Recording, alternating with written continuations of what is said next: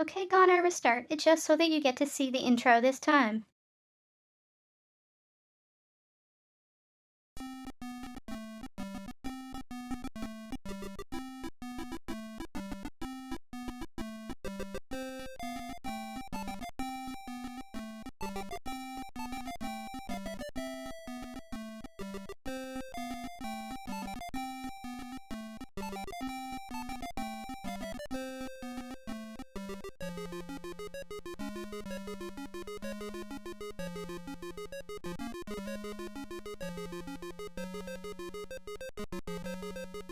So there is no official remake of this.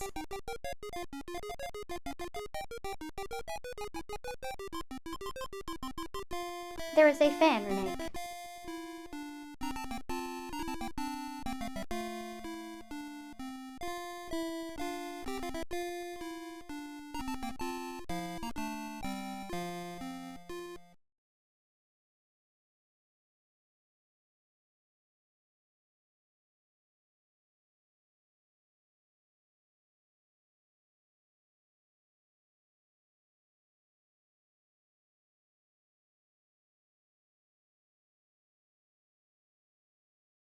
As you will recall in our last chapter, you had just foiled the Syrians' fiendish plot to rule the galaxy by using the Star Generator as their weapon of destruction.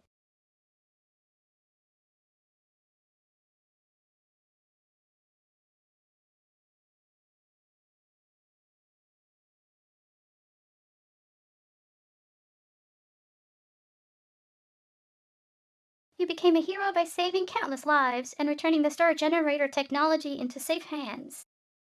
Life was beautiful.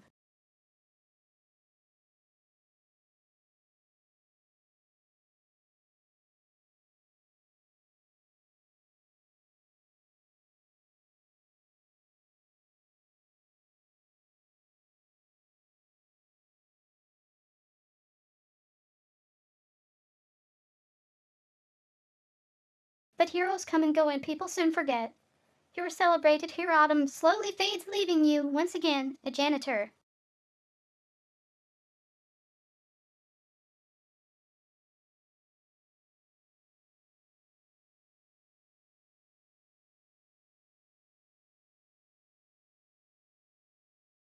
The promotion to head janitor was no consolation, especially since you are the only member of the janitorial staff.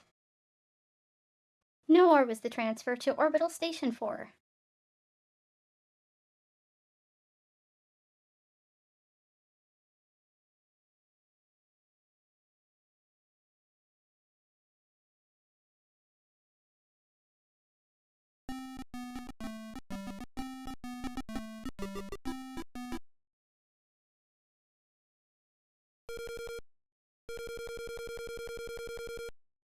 Sweating like a pork beast in a pressure suit while relocating space debris on zero gravity just wasn't your idea.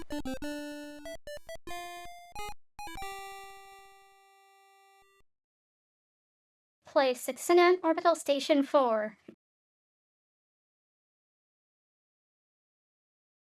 Welcome about XOS 4.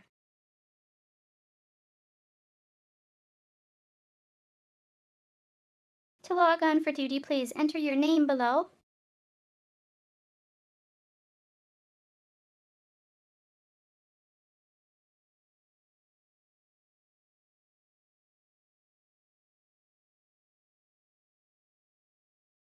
Now you can put anything you want here, but canonically it's Roger.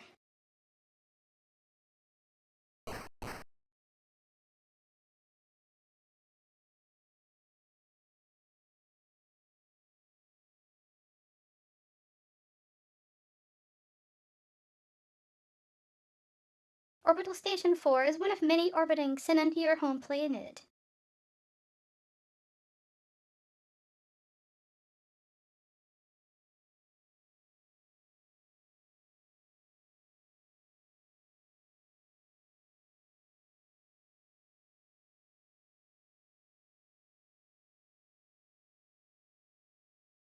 It is a transfer point for travelers seeking transportation to the various planets in the Urnan system.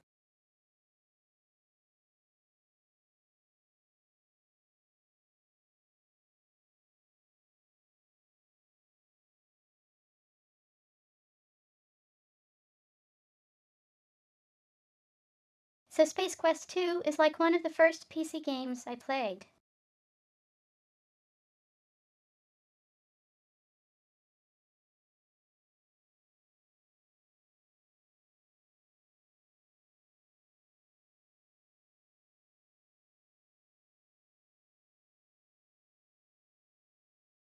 Like it was Ultima 1, King's Quest 3, and Space Quest 2.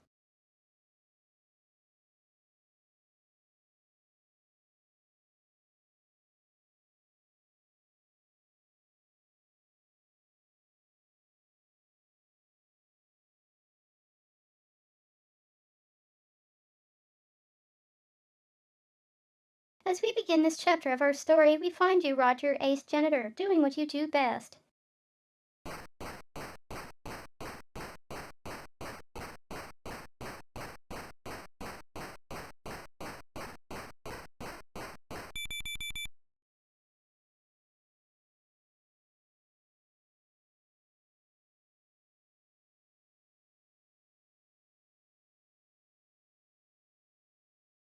A beep emanates from your wristwatch. You release your grip on the broom.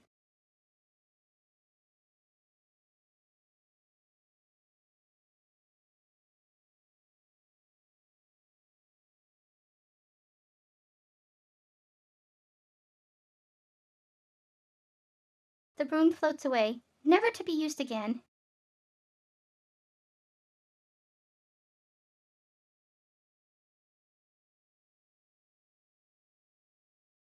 That makes it the third one this week. Wait till your boss finds out.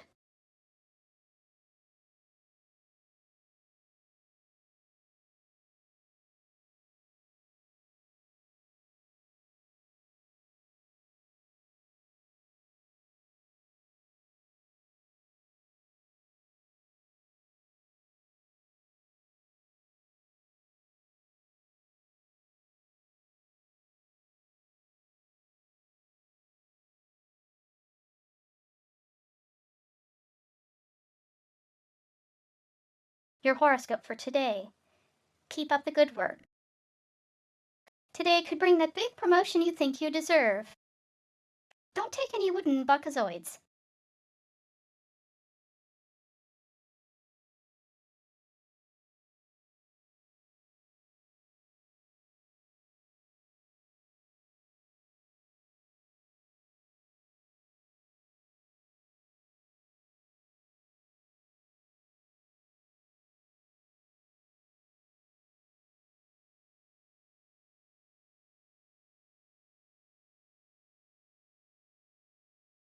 Roger, get in here on the double. You've got a mess to clean up in the shuttle.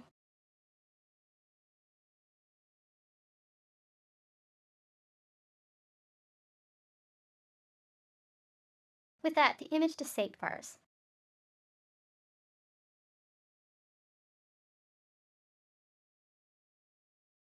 With that, the image disappears.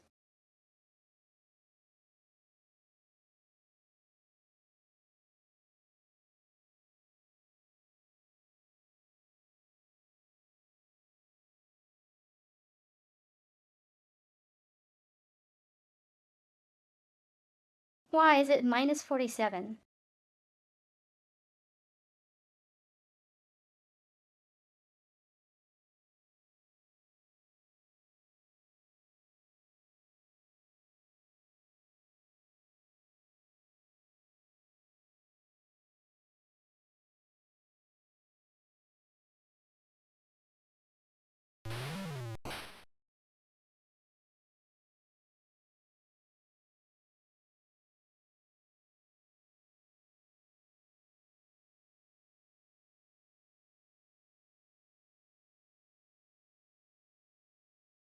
Stand by for decontamination.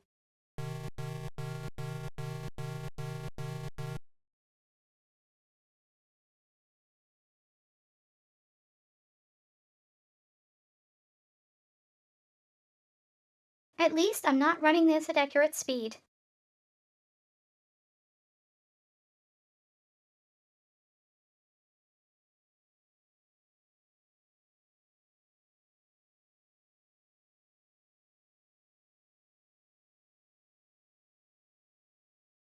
Cause my first PC was literally a PC.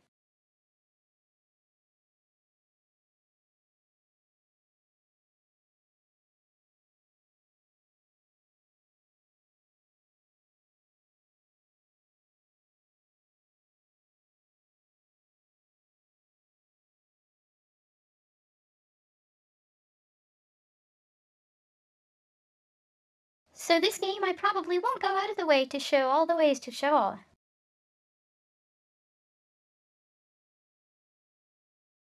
All the ways today.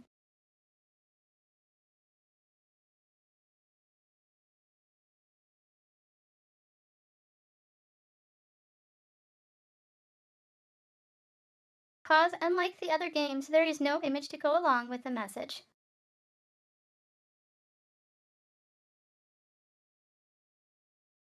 It's usually just game over.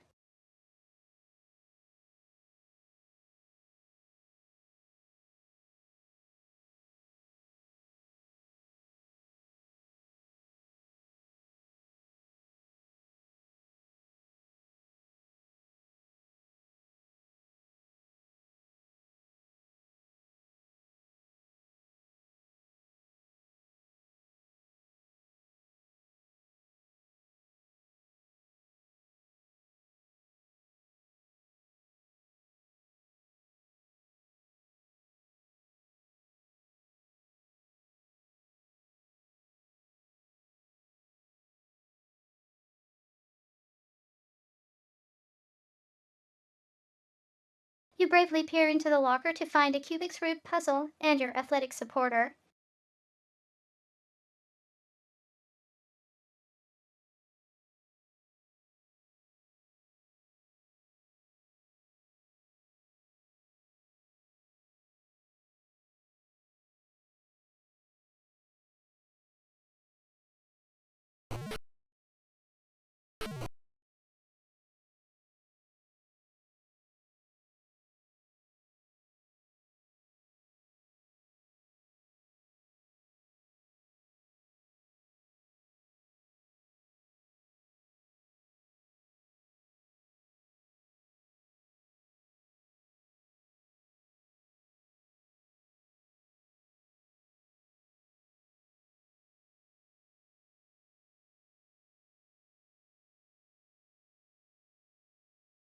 It's about time you got in here, Roger. Head for the shuttle bay on the double. I'm warning you. You're on your last leg around here, bud. One more screw up in your history.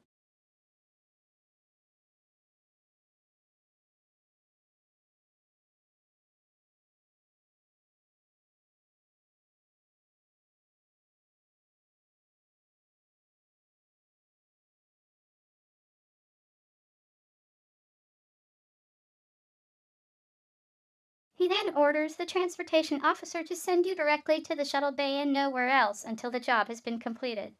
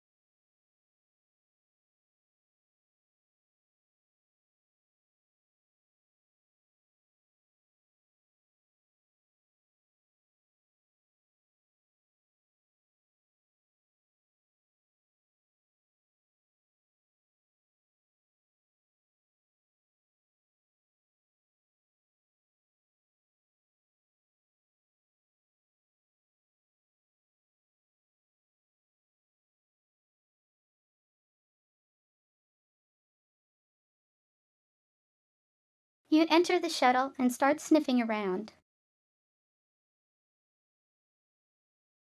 You are surprised to find that shuttle.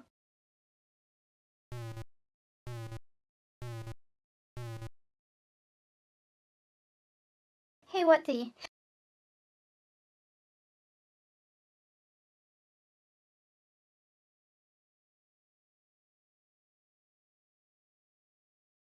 Your protest is cut short.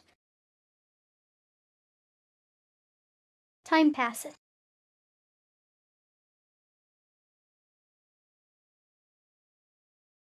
More time passes.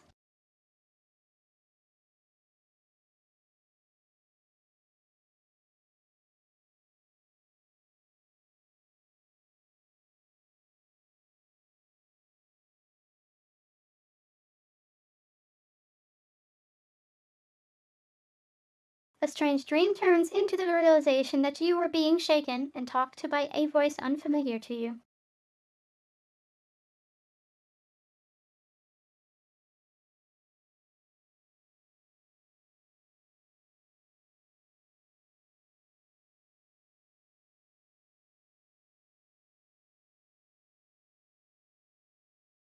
Upon awakening from your forced rest, it becomes quite apparent that you aren't in Canisessor Xenon anymore.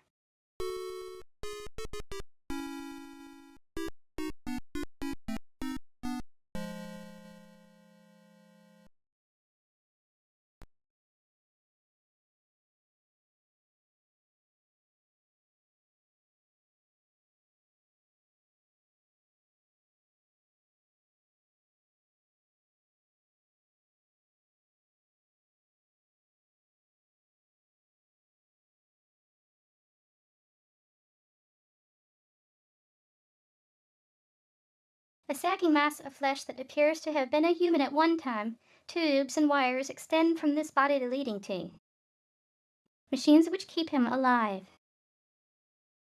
Suddenly, his visage stirs, and he begins to speak.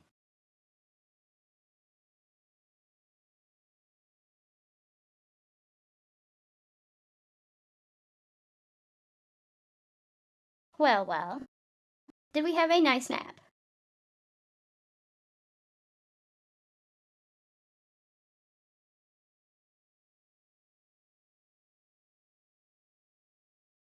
I thought we would have to resort to drastic measures to wake you. Oh,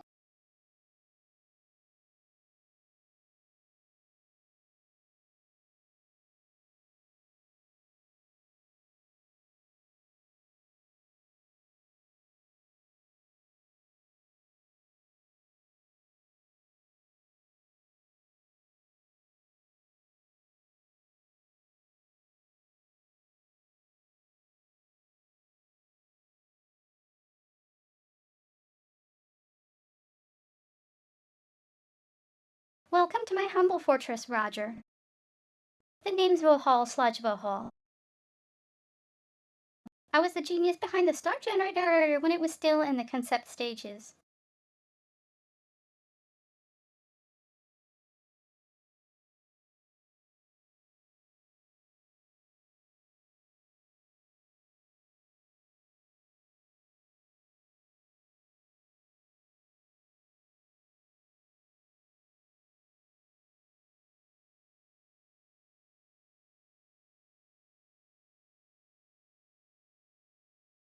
It was to be my ultimate war weapon until some sissy pants scientist decided it would be better used saving lives. Rather than destroying them. What a waste of technology. Excuse me if I sound bitter.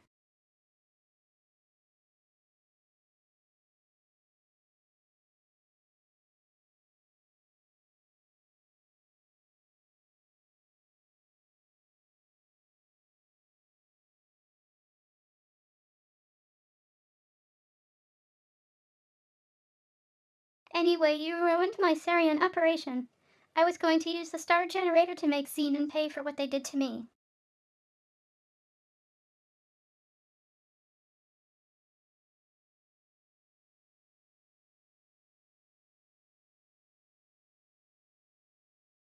They were going to know my wrath in a big way. You somehow managed to change all that.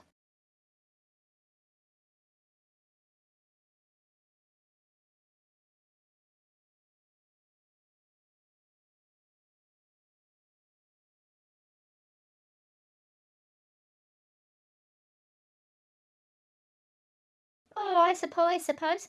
I should have known better than to use those mental midget Sarians. That not the point, however.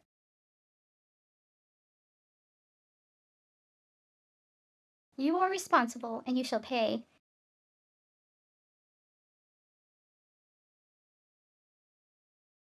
Besides, I have another plan. And you'll not be around to foil it.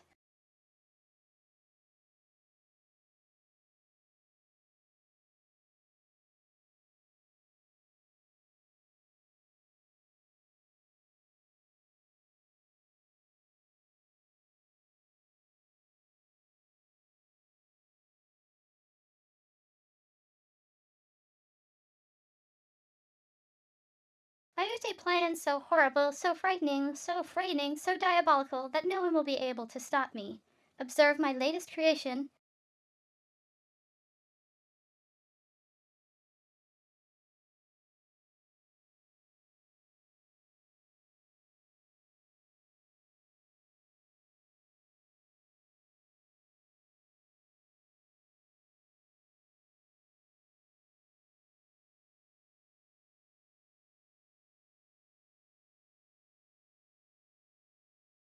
I intend to infest your planet with thousands of the genetically engineered door-to-door life insurance salesmen.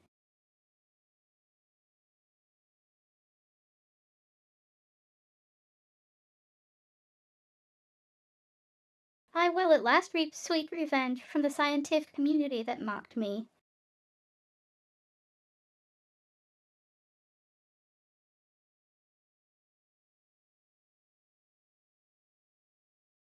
My plan was to kill you, but I've had a change of heart.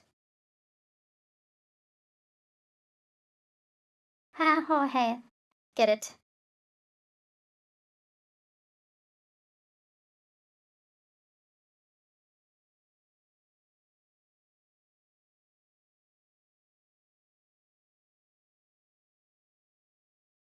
He peers down at the hoses protruding from his chest and connected to a life support system. Forgive me. I'm a kidder.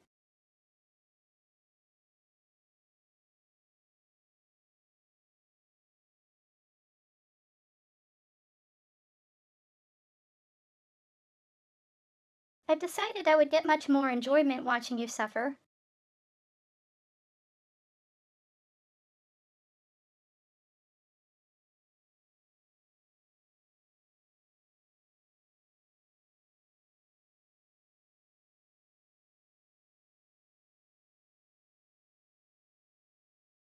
My associates will escort you to the surface of Labian, where you will perform many painful hours of manual labor. Mines. Be seeing you.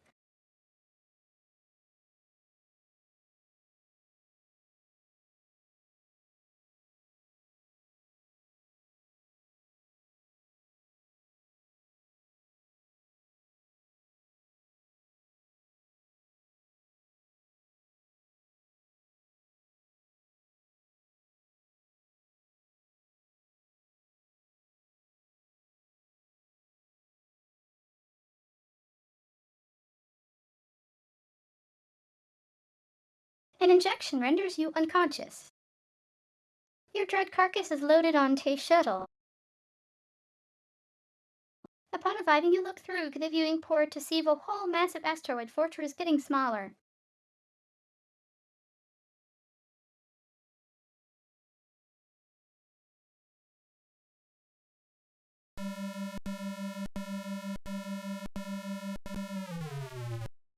So apparently the Apple IIgs version of this sounds better.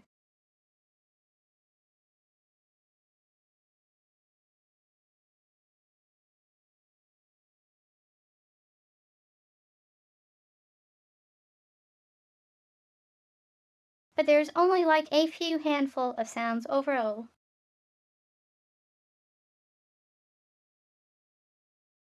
So it's not big loss.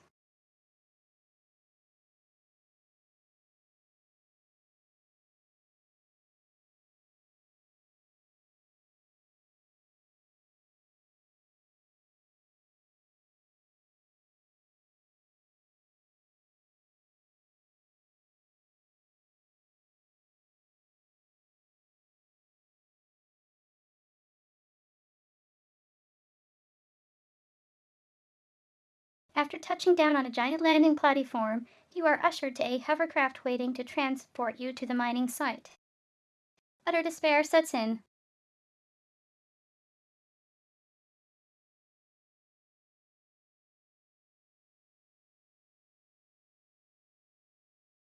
Also, take a look at what the characters look like.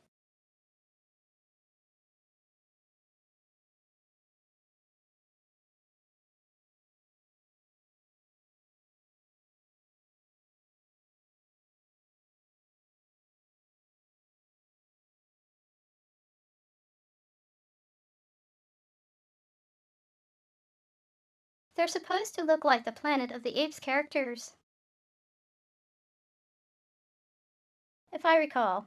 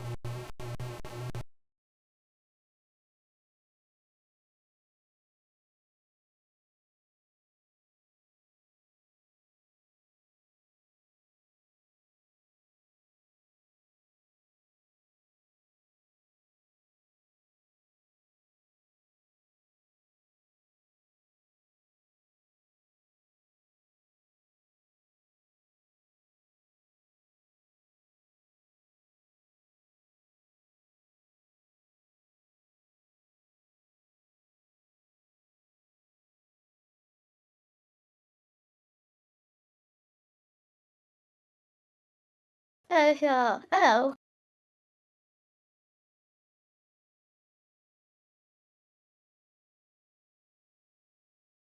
TTS crashed right at that moment.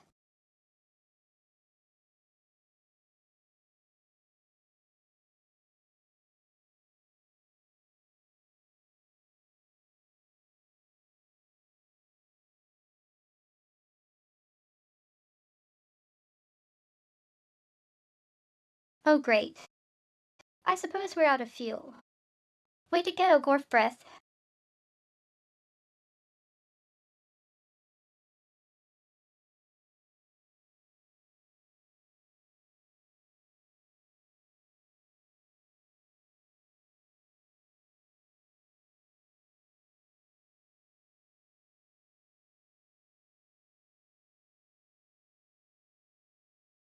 Don't blame me. It was your turn to fill up. You're always forgetting to do it. Wait till the master finds out. You're in big trouble.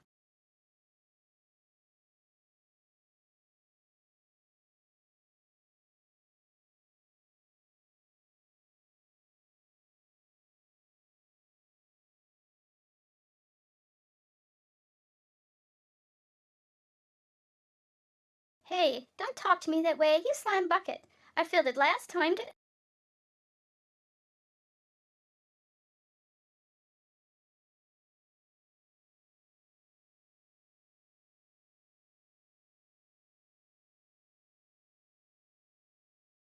The argument between the two guards is cut short as gravity reasserts itself.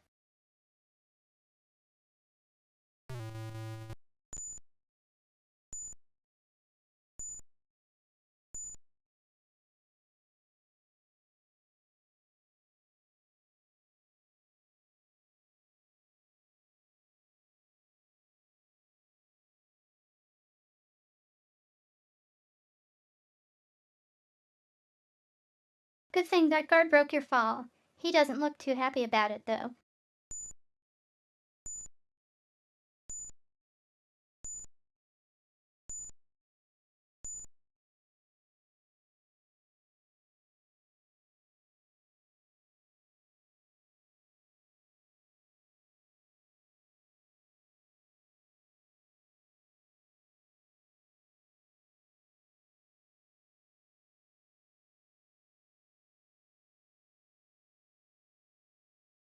Everything inside is twisted and bent. You do notice a button with a flashing light next to it. It seems to be emitting a high-pitched beep.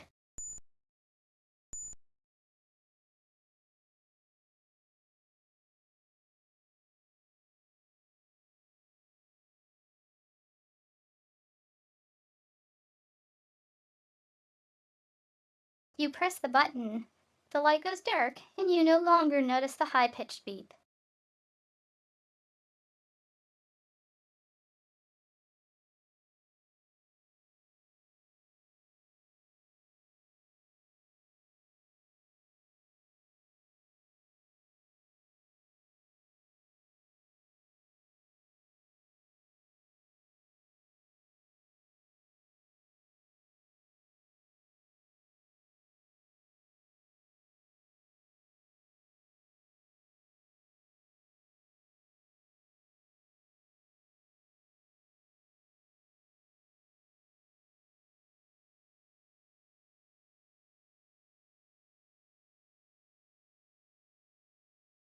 I probably should have erased the save games, but oh well.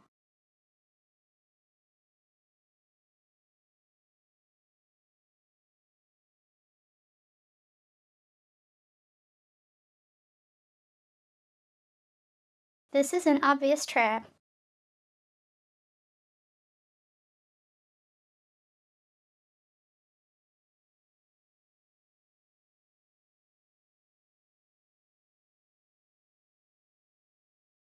Ega. You fall to the bottom of a concealed pit.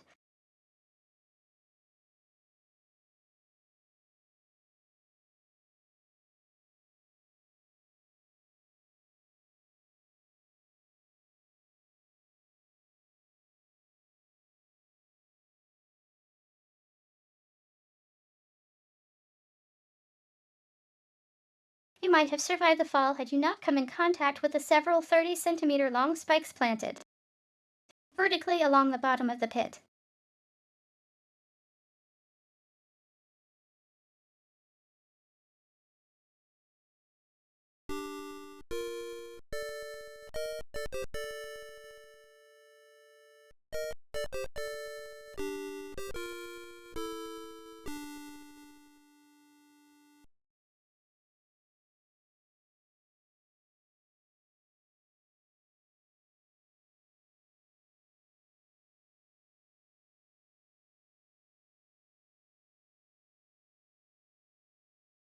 Another senseless tragedy. You can help prevent this. But yes on lobotomies for adventure game designers.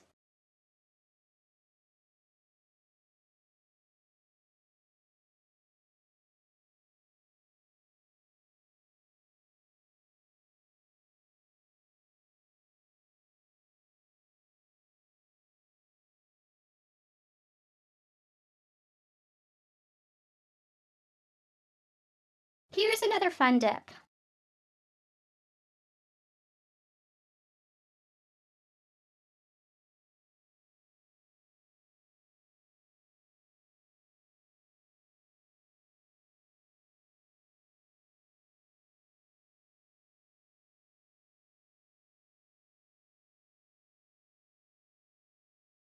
Holy geese, boy. That mushroom thing sucked you clean up. You can't move a musical nor see a speck of light.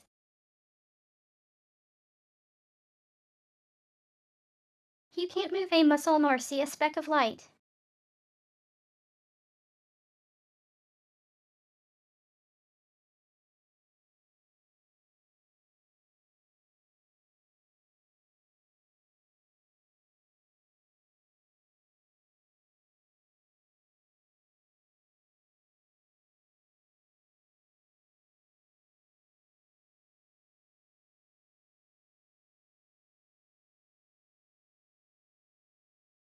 You begin feeling waves of tingling warmth and moisture. Suddenly, it's not so bad in here, wow. Check out the colors, dude.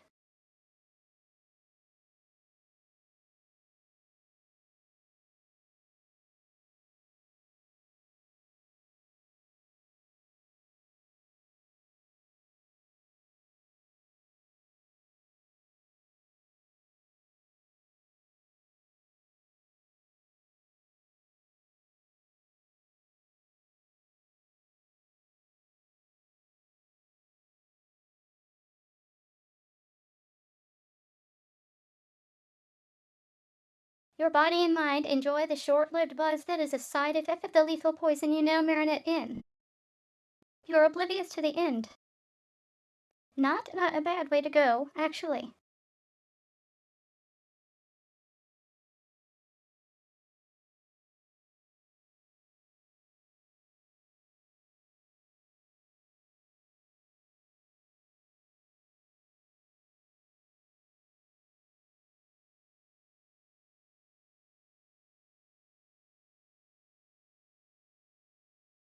But it sure is early in the game. I had high hopes for you. They said, huh, Roger. Not a chance. That jump won't last 20 minutes.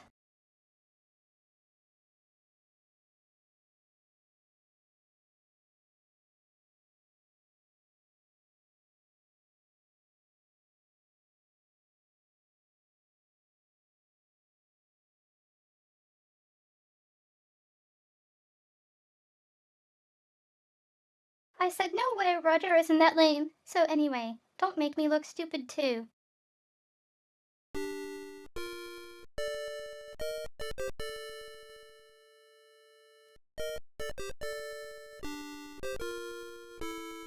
Thanks for playing. You've been very entertaining.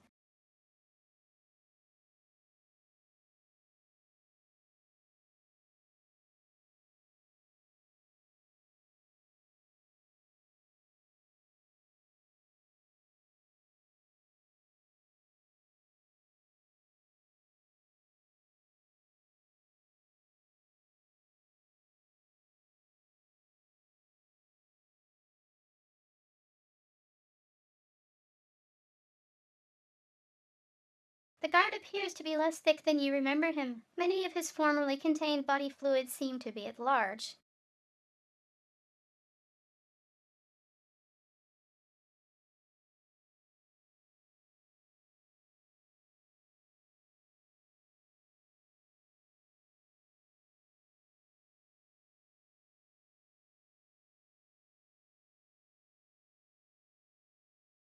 You search the grotesque body and find nothing.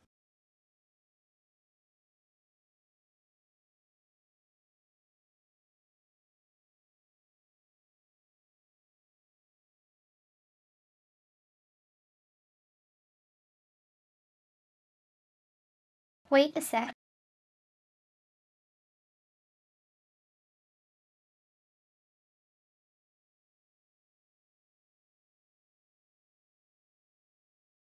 Oh, good.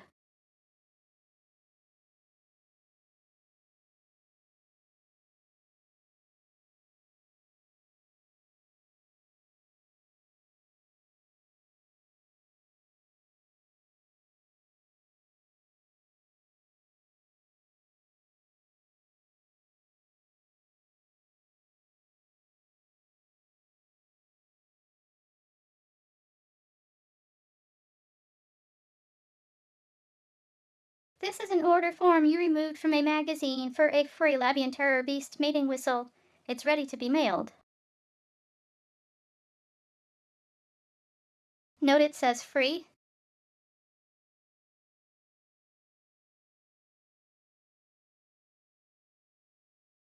This will be important later.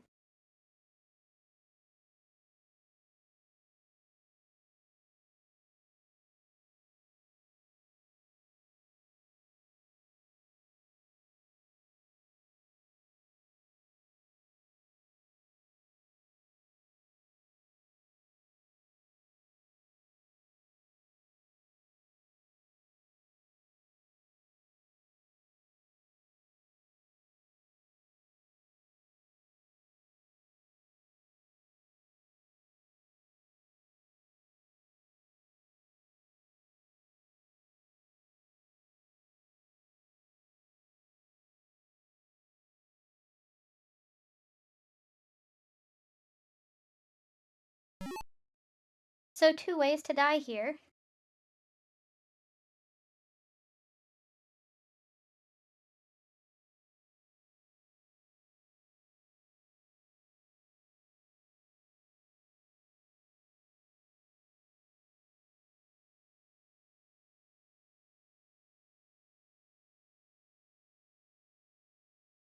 Suddenly, from somewhere to the east, you hear a twang followed by a high-pitched shriek.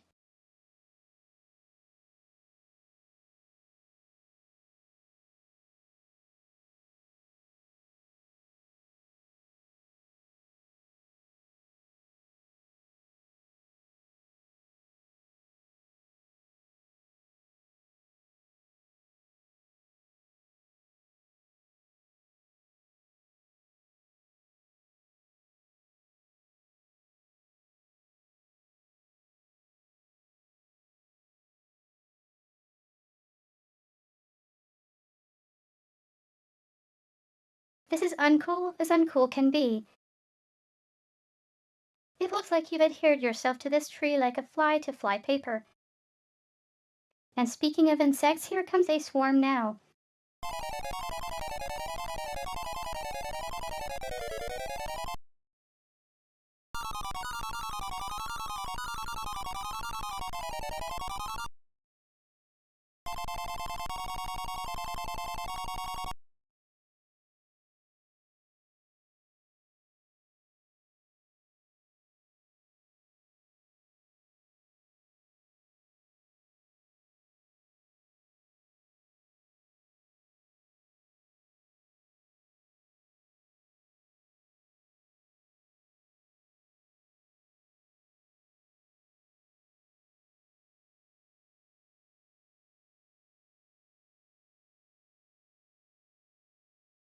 You'll be proud to know that you have filled today's nutritional requirements for many of the local carnivorous insects.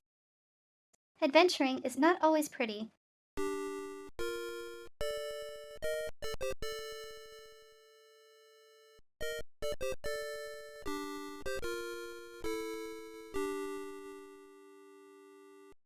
It has been a pleasure watching you play Space Quest Team.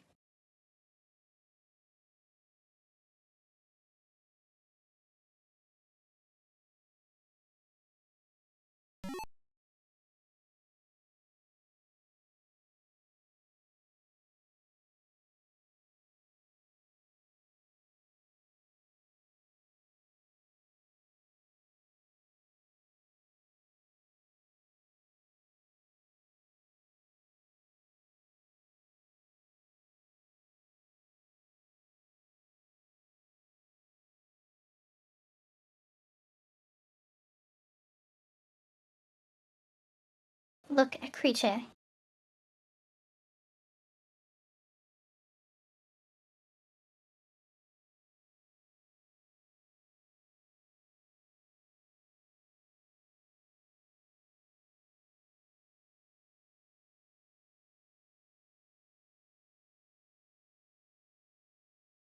The little creature caught in the snare has thick-looking pinkish skin.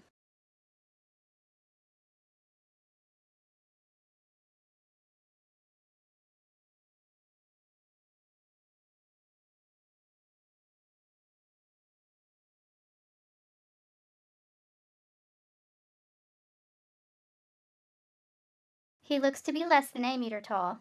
He doesn't seem too thrilled with his predicament.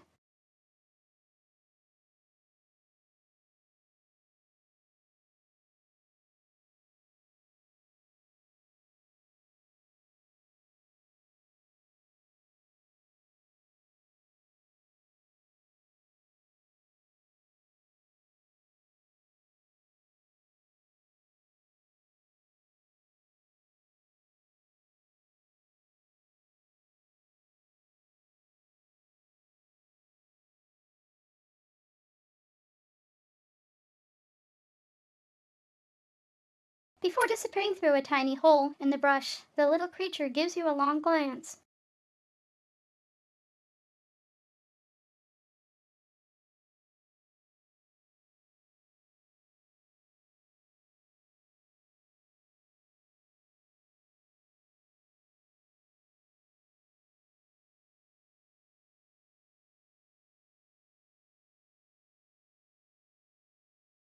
So there is a way to Dieter if you don't free that Elmo-looking guy.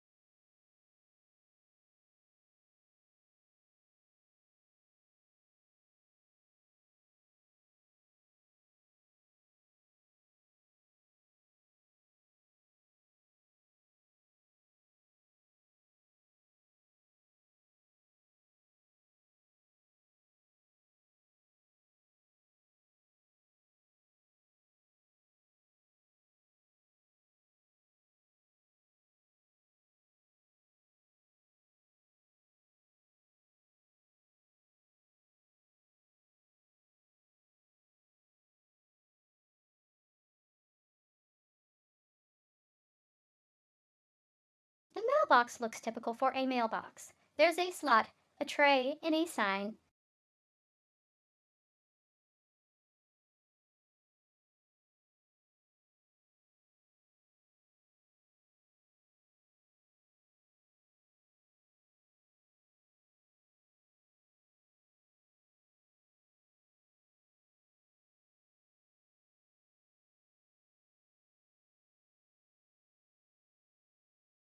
The sign says Radical Express when it totally, no doubt for sure, has to be there a while previously.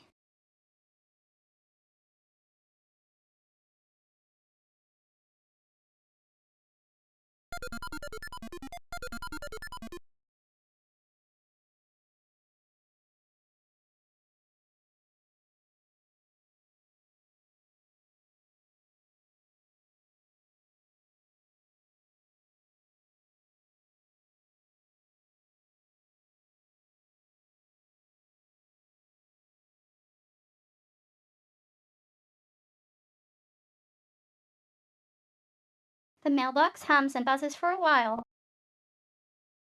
Then an object of some sort drops into the tray at the base of the box. The machine goes silent.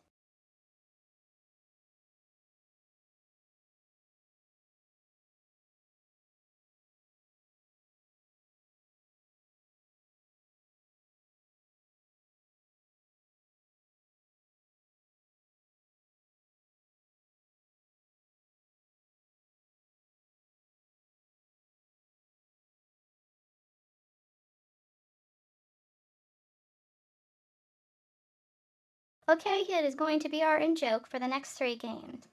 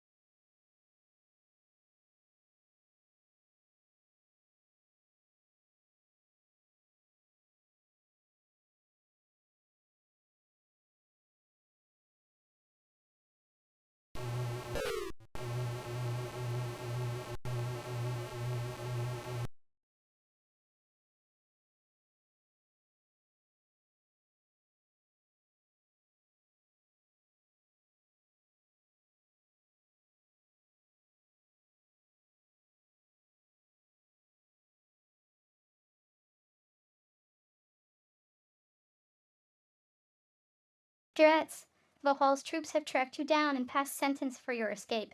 Tough luck, eh?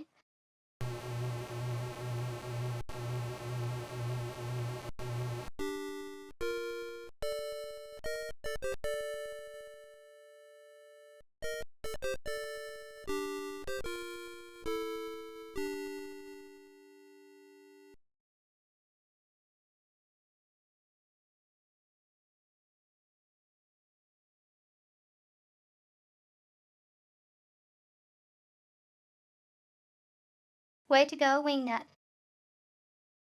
Once again, you've demonstrated your inability to sustain life. Quickly glance around the room to see if anyone saw you blew it.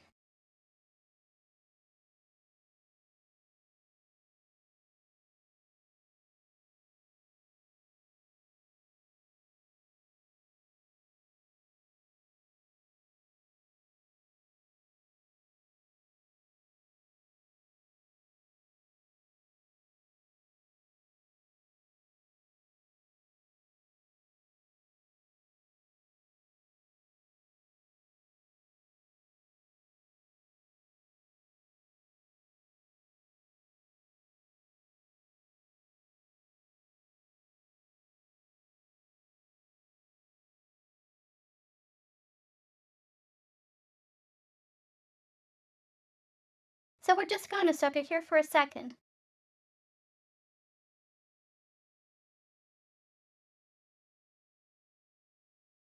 'Cause I think that's actually a RNG event.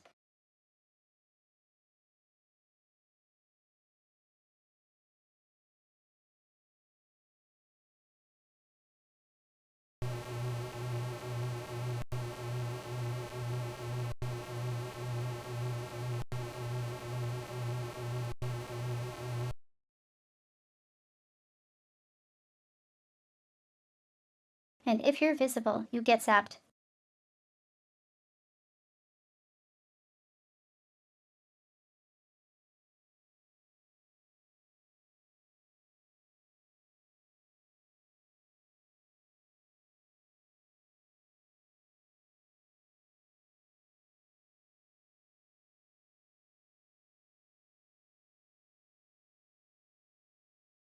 Well, that was a tense moment. The whole thug failed to spot you and is off to search elsewhere. Yeah.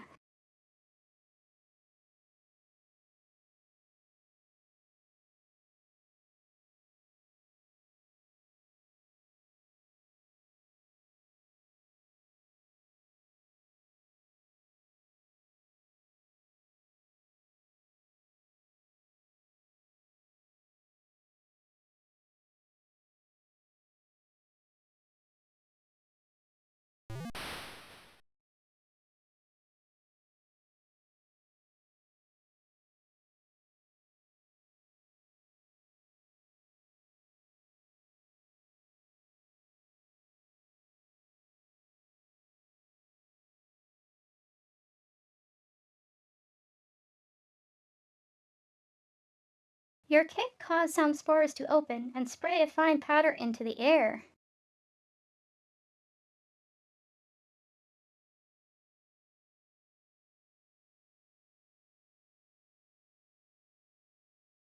As a result, you are paralyzed from head to toe, unable to move a single muscle.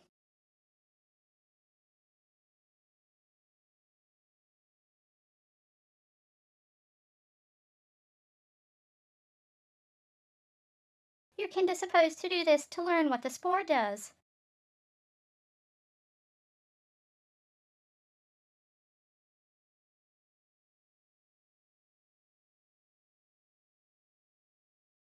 It does take a moment.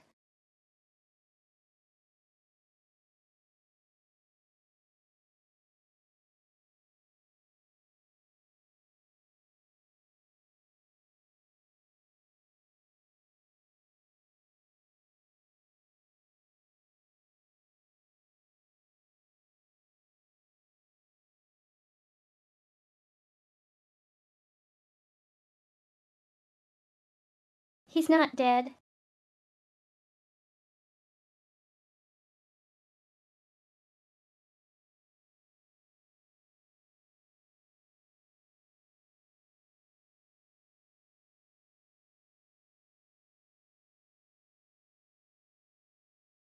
Fortunately, the paralysis wears off, and you seem to be back to normal.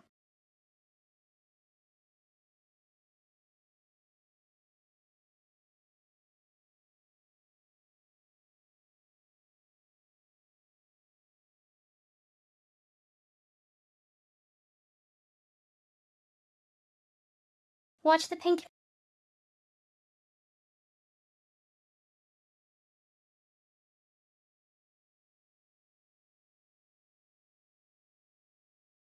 That's a hint.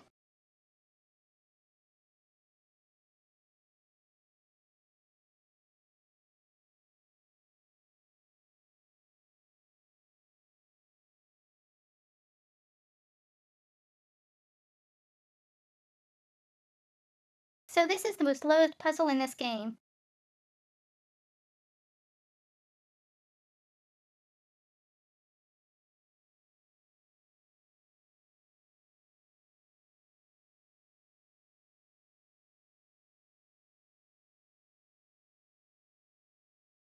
So much so that the fan remake nerfed the heck out of it.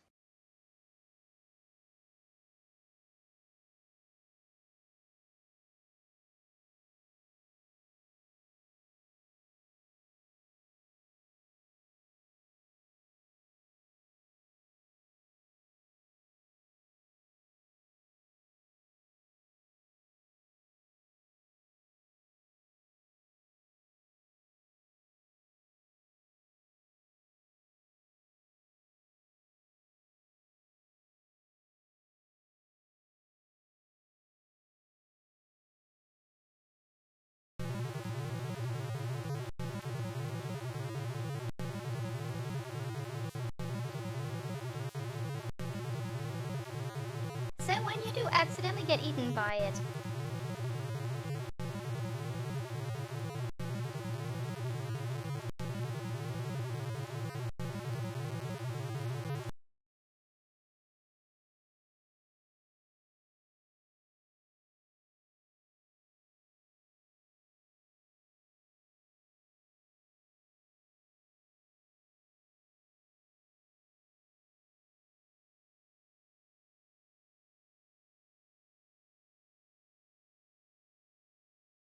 good. You've succeeded in establishing contact with one of this planet's life forms, and it looks like you'll get to examine it up close and personal.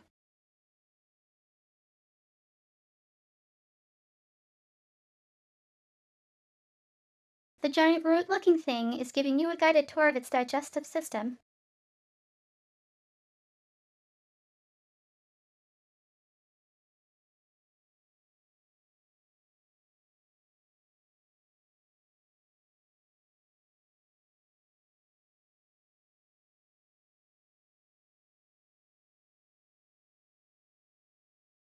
What you experience next is too horrible to describe.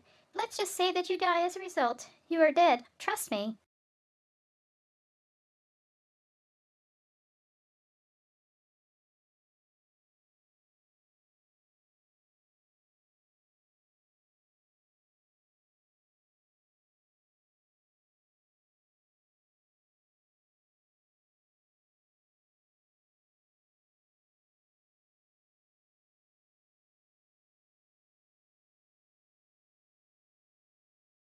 It may please you to know that during the night you didn't die just well. For a while, gastric distress made it extremely unpopular with the other root monsters.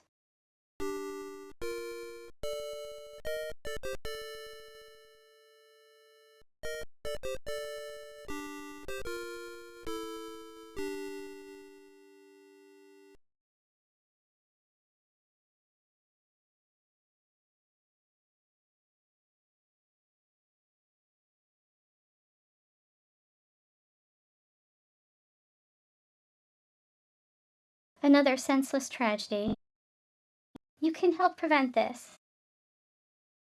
Vote yes on lobotomies for adventure game designers. Thank you for playing Space Quest 2.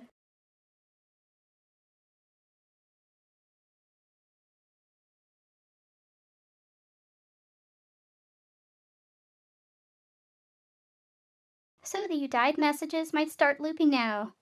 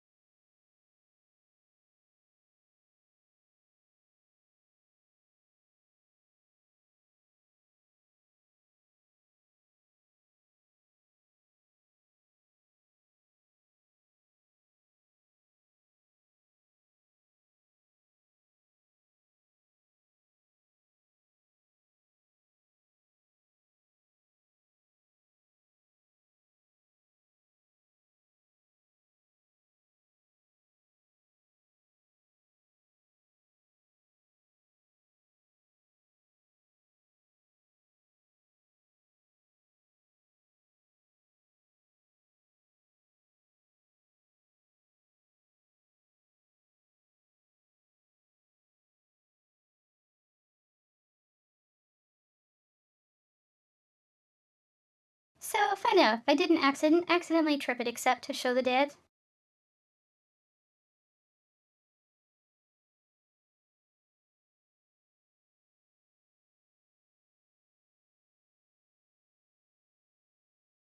You snagged some of the odoriferous red berries.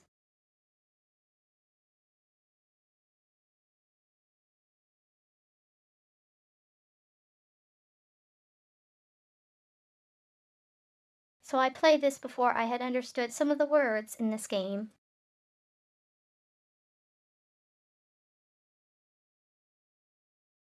Like odoriferous.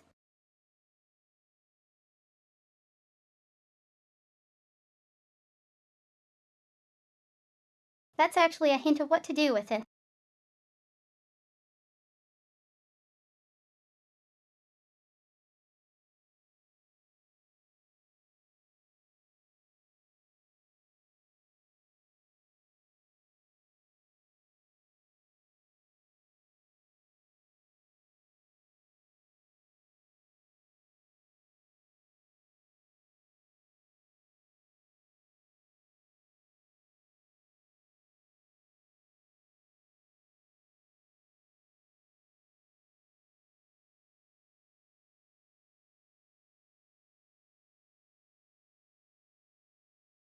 Nope, guess we gotta go all the way back.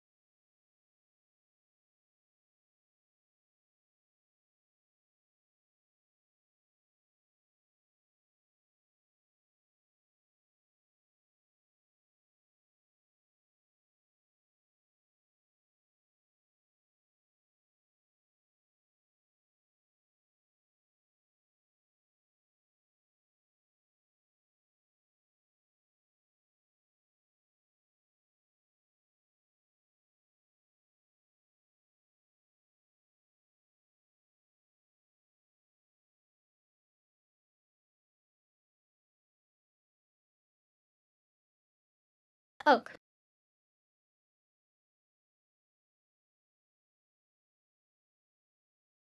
So now we gotta find the water area.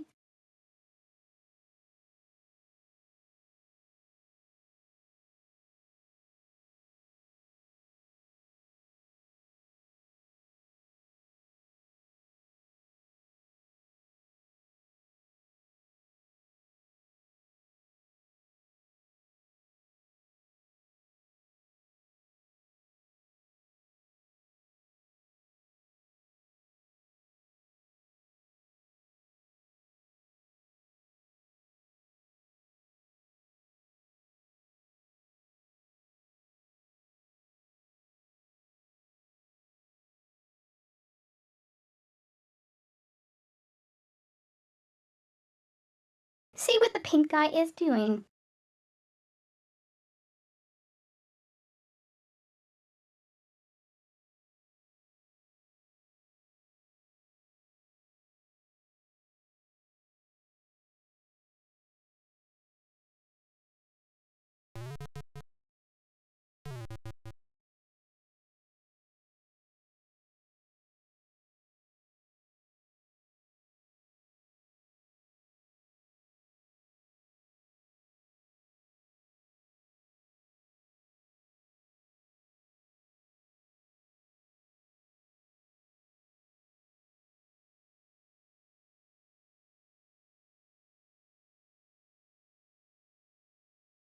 You feel something slimy clamp down on your leg and pull you beneath the surface.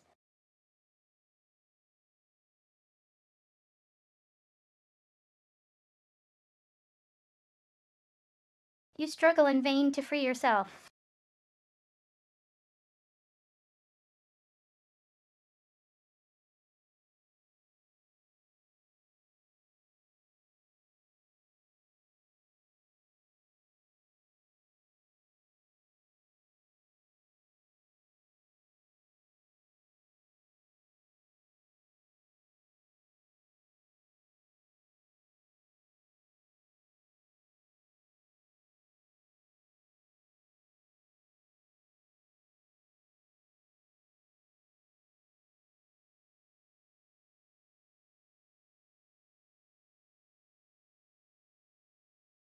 Unfortunately, your desire to breathe results in the intake of a large quantity of swamp water.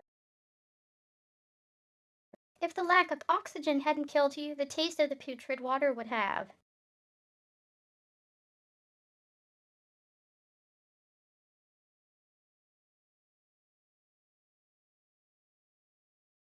You're dead? Better luck next time, Roger.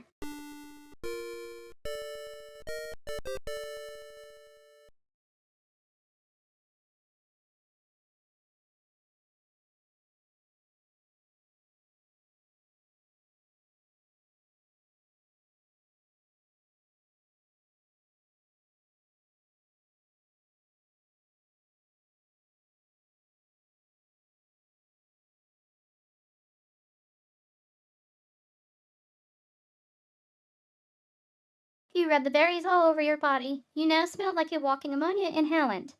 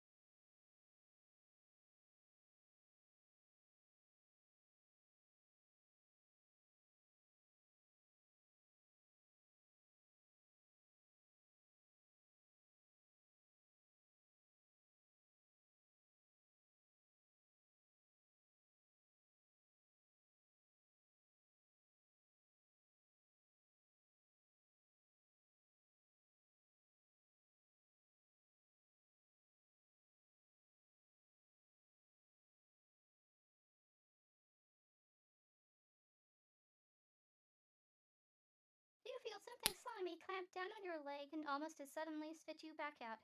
You distinctly hear the sounds of aquatic. Gagging and retching. Evidently you had a bad aftertaste from the berries. You feel something slimy climb down on your leg and almost as suddenly spit you back out. You distinctly hear the sounds of aquatic.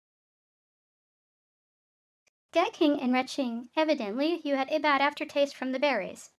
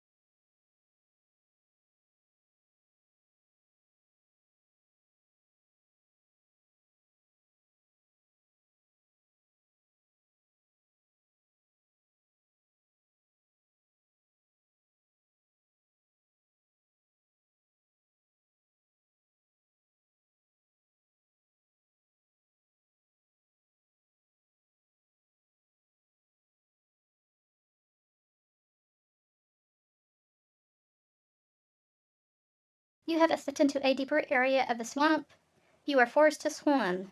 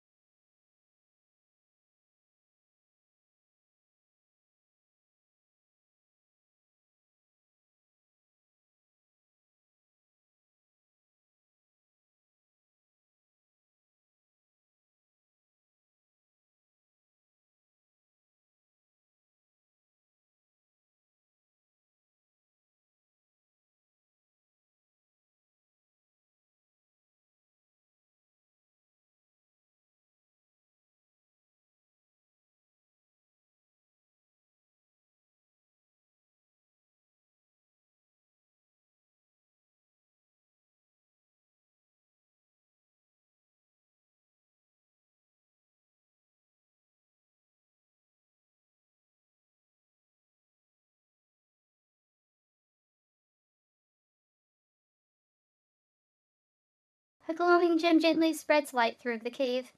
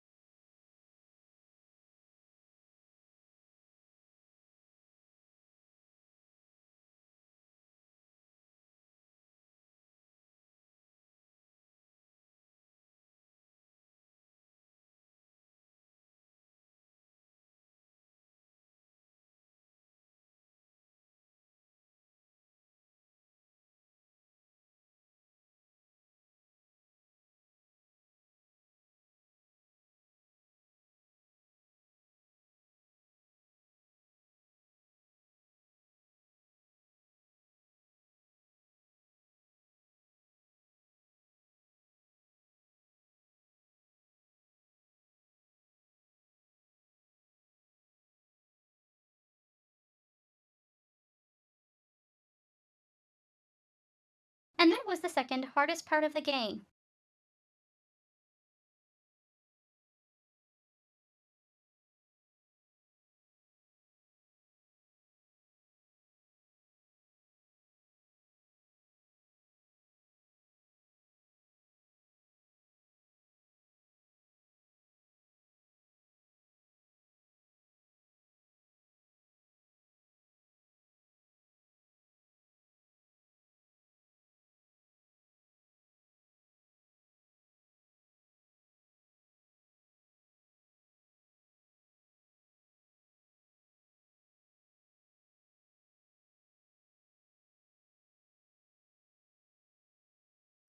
I wonder how we're getting across this.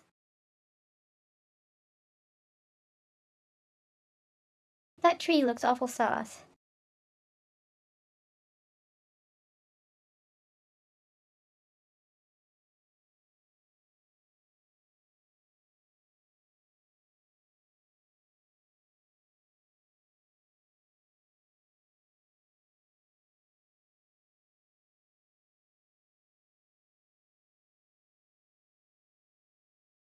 This tree is dead and seems to be free of the slick secretion some of the others generate. You begin to shinny your way up the snag.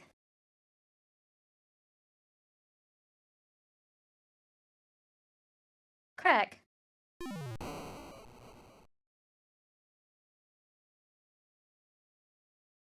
Woo off.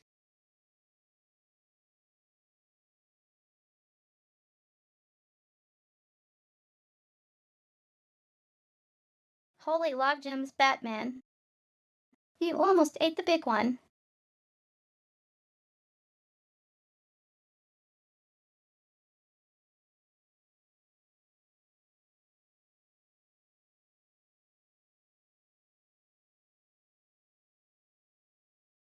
Wow, nothing saucier emerit.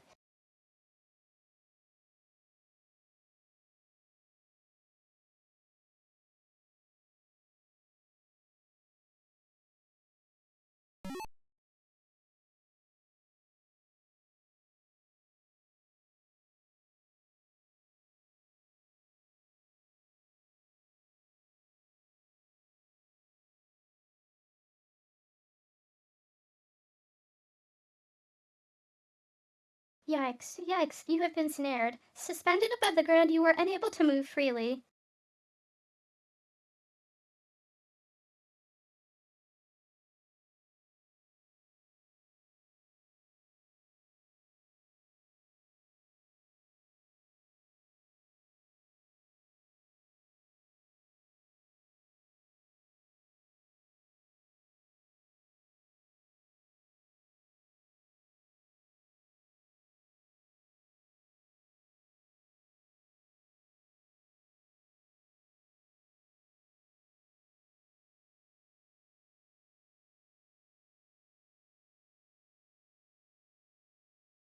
After a while, the cerebral fireworks begin, capillaries begin to burst under the strain. You pass out.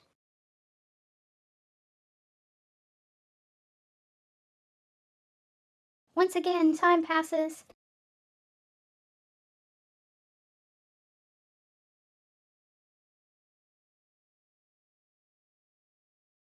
And then, some more autumn passes.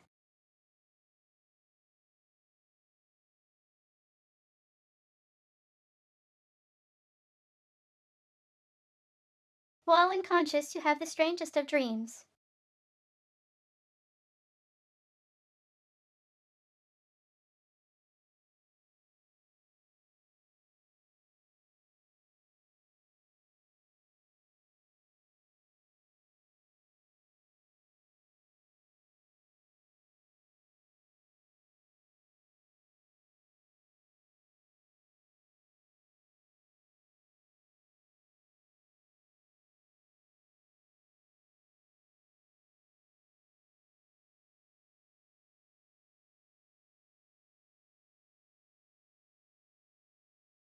You imagine that your name is Larry. You are wearing something known as a leisure suit, made of 100% synthetic materials and proven to generate large amounts of static electricity.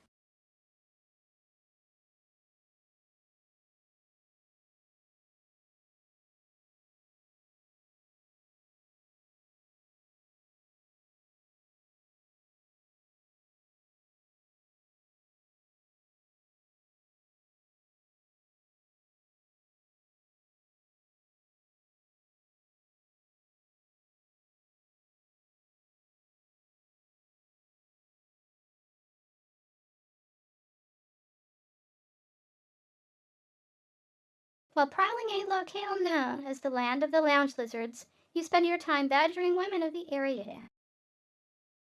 Participate in bizarre mating rituals such as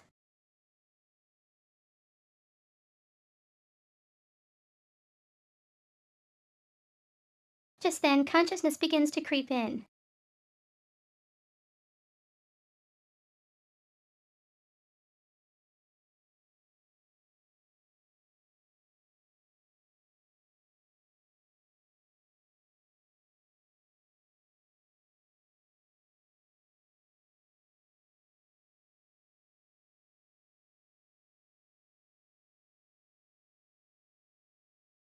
Your head begins to clear, and you realize that you have been imprisoned.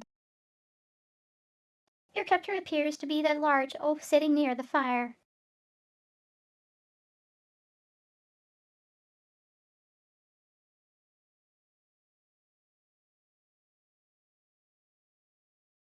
So here's a fun way to date.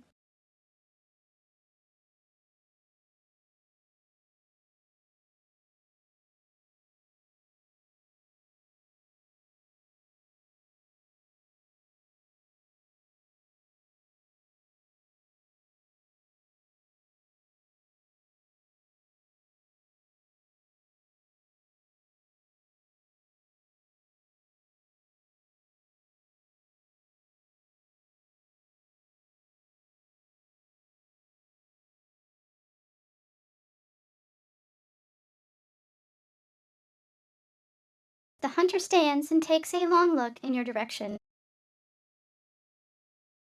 His face, though strange in its own right, bears an expression one might see on a freak show patron. He moves closer.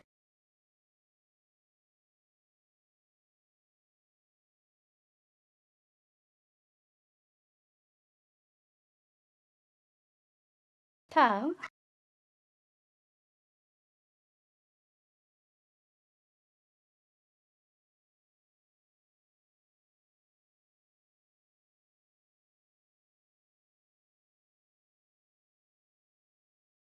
The hunter has decided that it's a perfect day for a barbecue.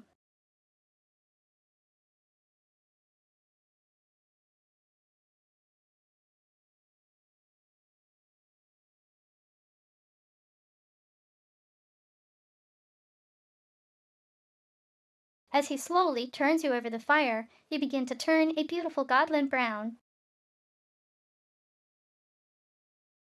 Death follows at an agonizing long distance.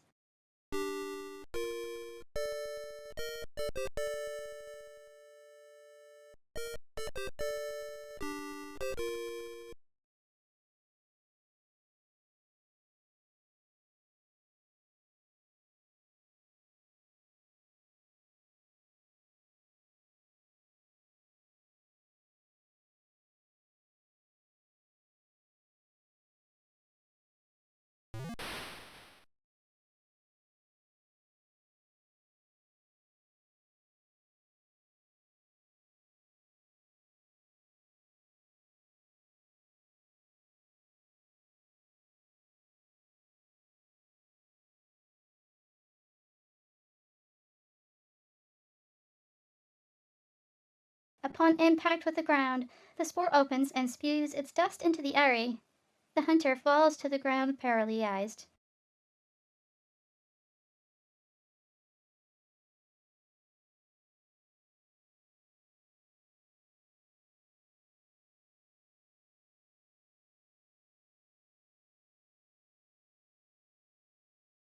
Upon impact with the ground, the spore opens and spews its dust into the air. The hunter falls to the ground paralyzed.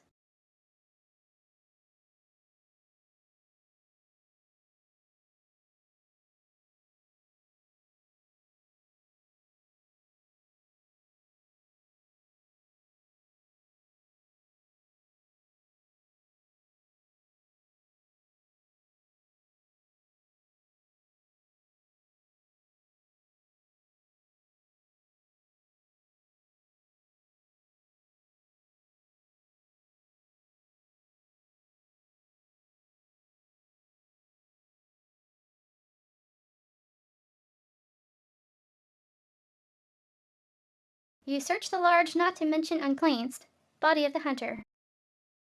You find a key which might unlock the cage. Other than that, you find only a few assorted parasites clinging to him.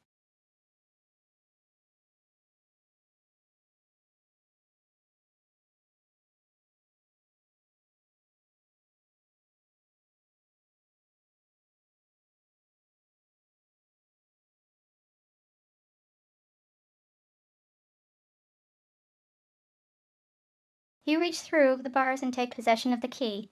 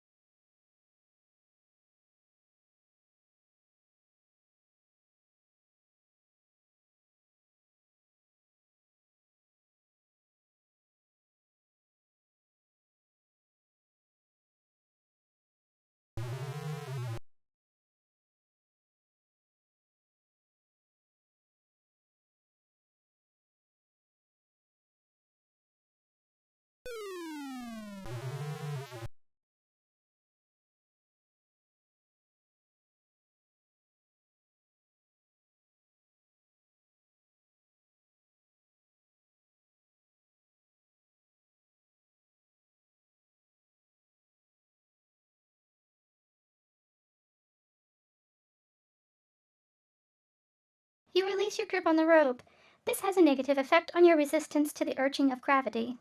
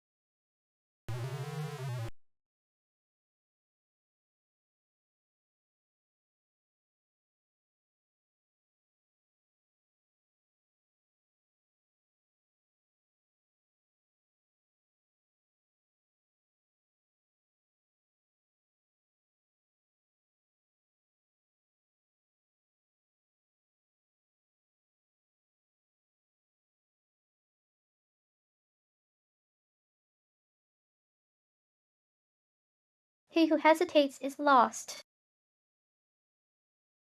You gave that guy one chance too many, and he seized the opportunity not to mention you.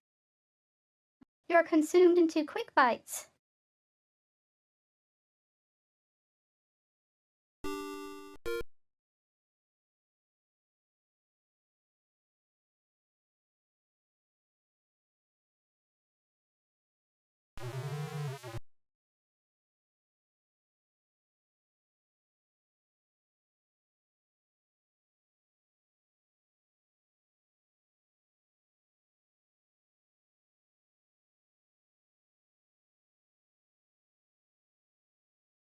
You might be eaten by a guru.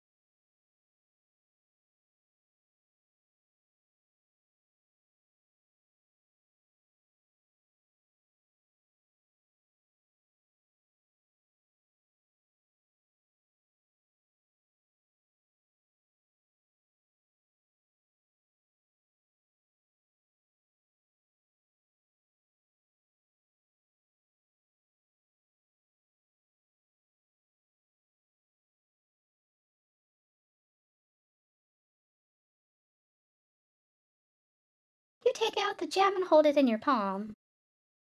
The room is illuminated by its glow. You hear a small shriek and the sound of many footsteps moving away from you.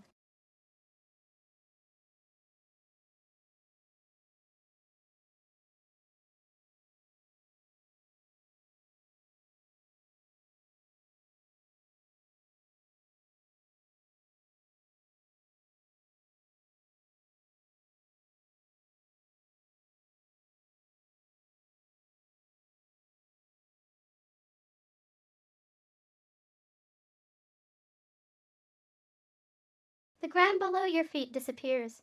You tumble down through the darkness.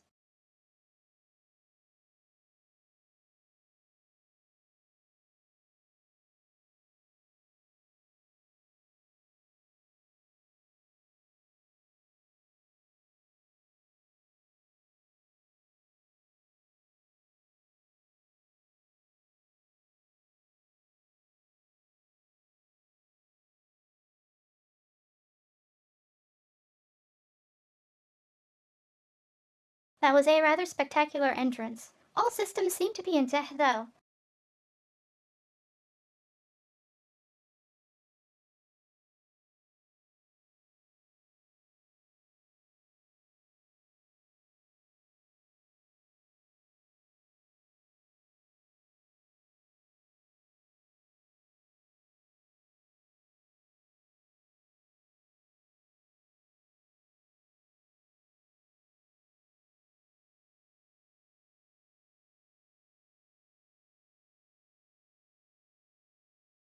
The translator responds with follow us, beanpole. They hurry away.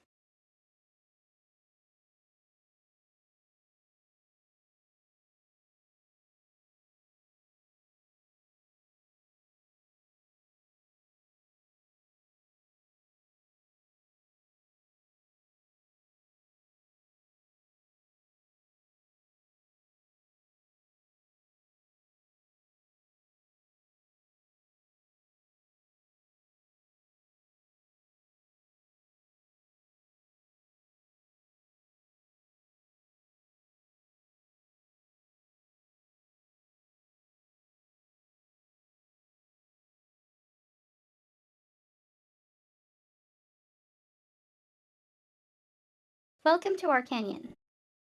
You look to be from out of town.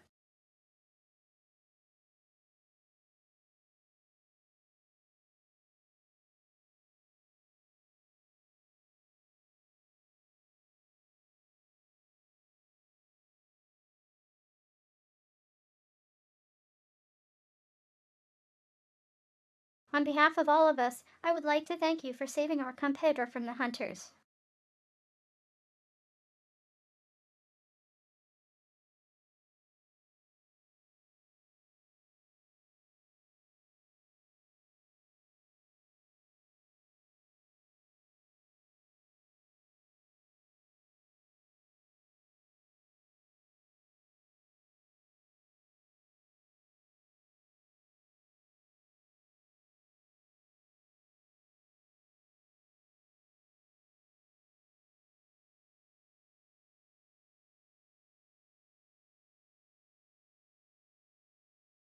You are welcome to stay in the canyon as long as you like. When you are ready to leave, simply say the word, and my assistants will show you the only way out for a being of your size.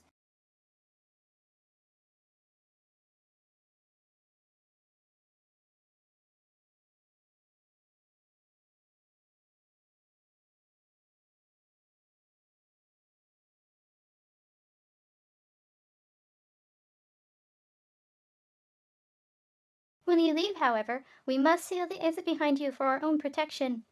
Goodbye and good luck.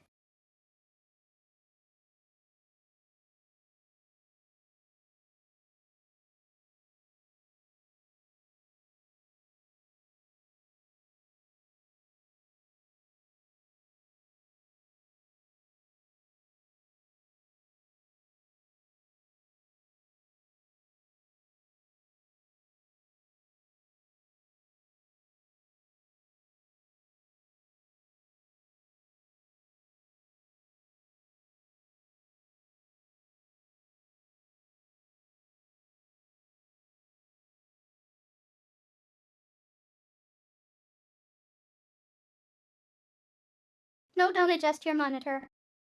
We have taken control. There is no light source in the vicinity. You couldn't see guano if it was pasted to your proboscis.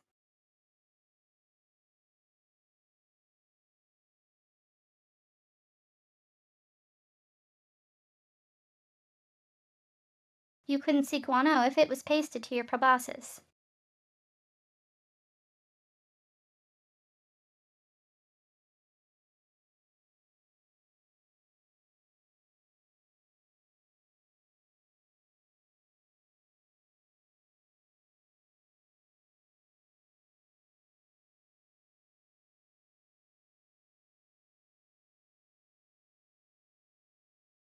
Ah, better.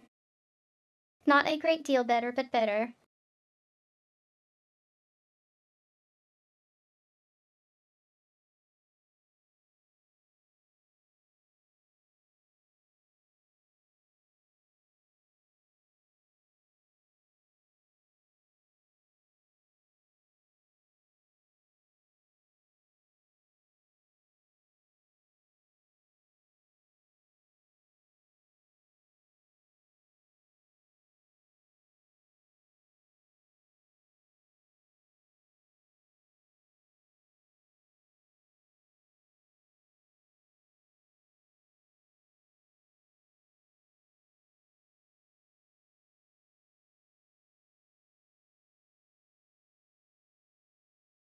Suddenly, an inhuman guttural moan echoes through the narrow caves.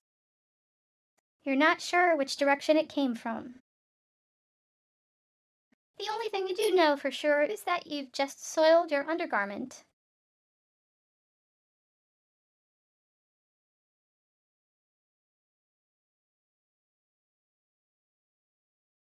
So here's the thing.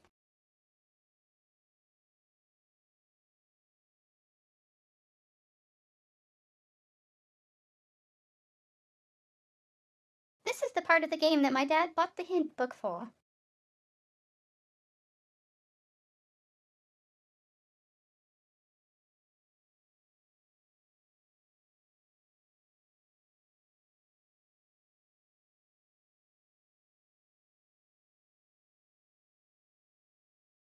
Because for some reason this was absurdly difficult to navigate.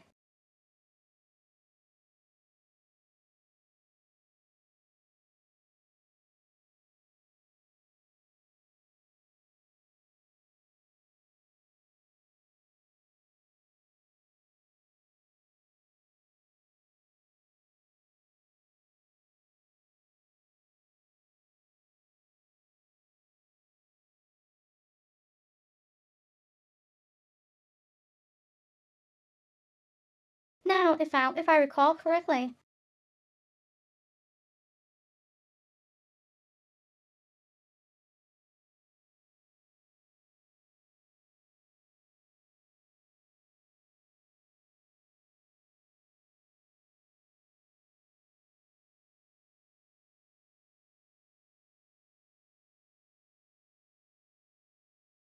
It's like each one's down two, or each two down.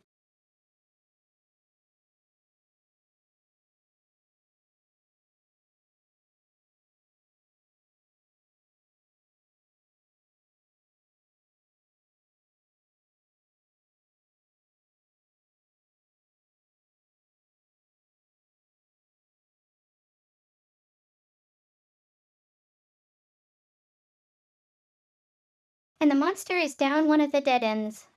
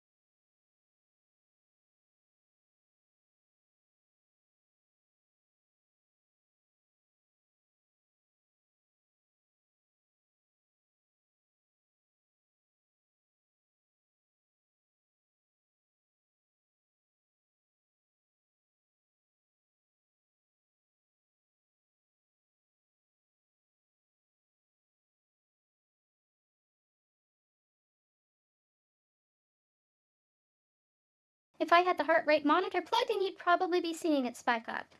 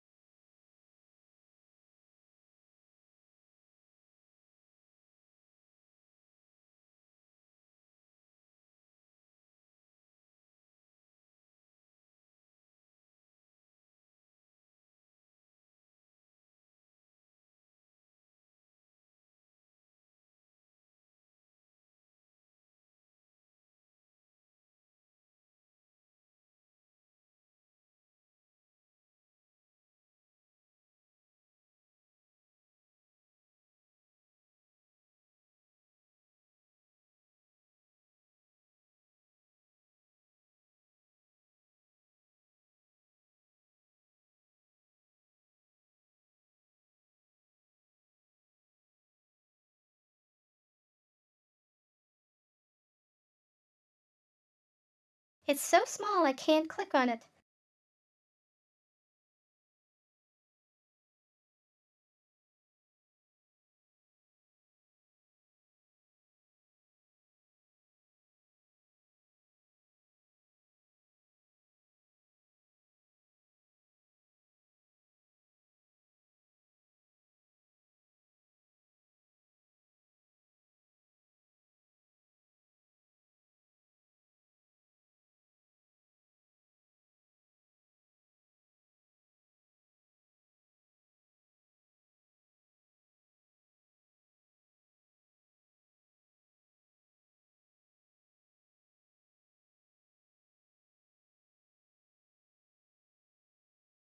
Okay, there we go.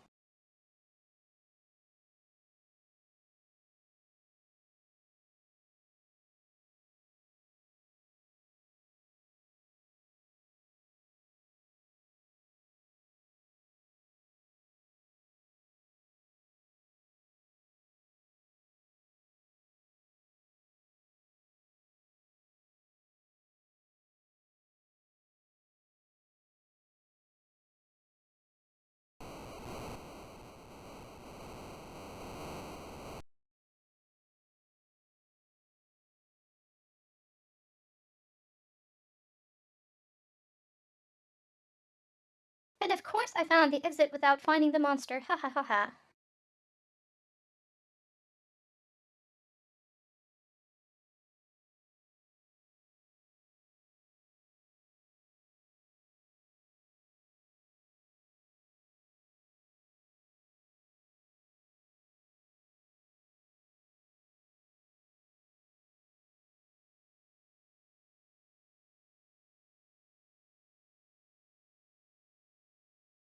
You have an opportunity to stand and spare your tender knees. The crystal clear water gives off a gentle glow.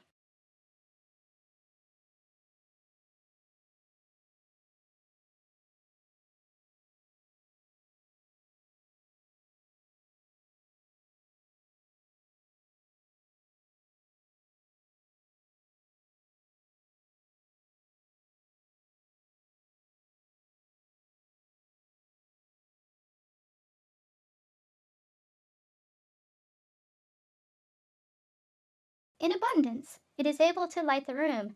You take the glowing gem from between your aching jaws. You notice it is overly moist as you slip it into your pocket.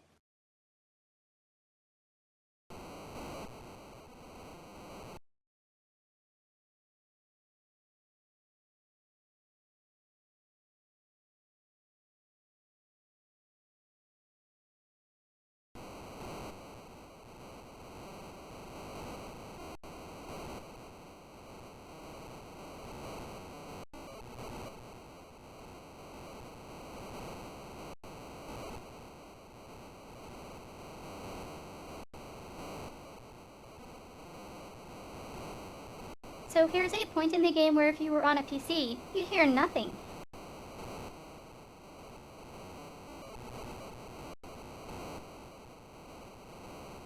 Causes this is a white noise generator.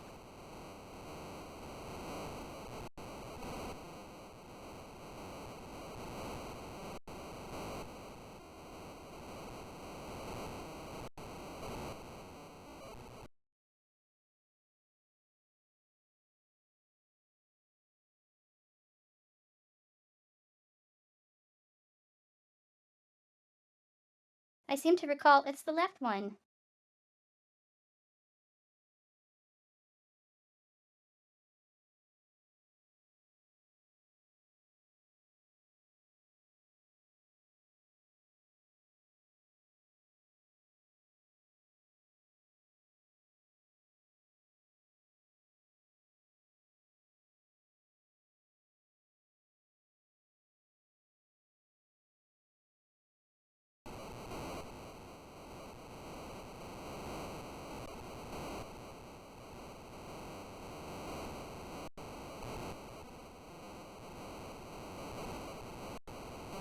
Nope, nope, that looks like that.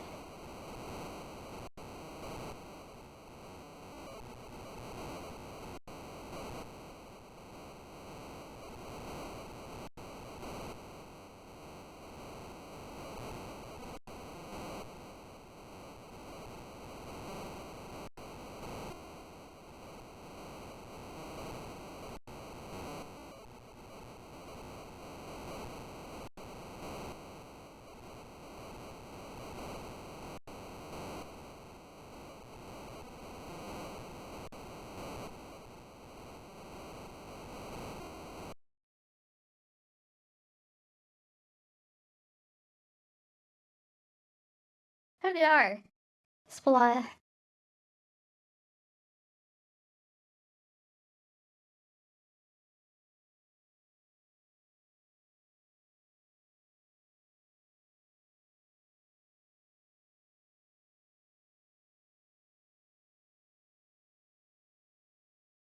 After carving off a pair of rock outcroppings, you find a final resting place at the base of the falls.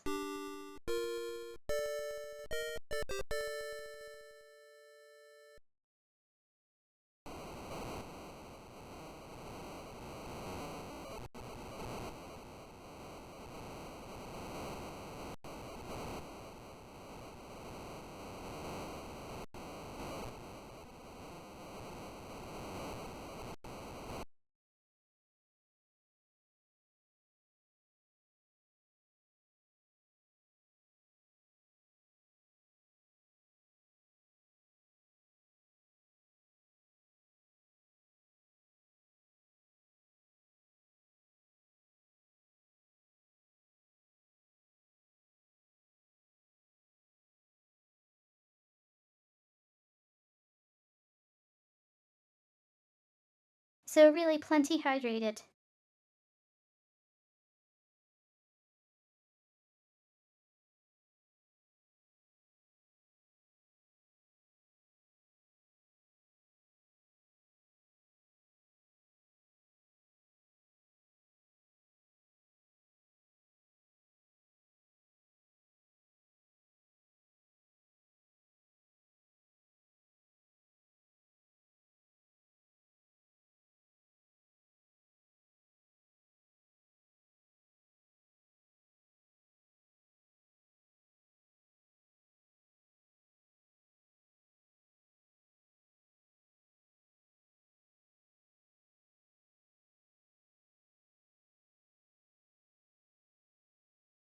As you enter another of the mysterious subterranean chambers, you realize that the water is now racing toward a giant whirlpool in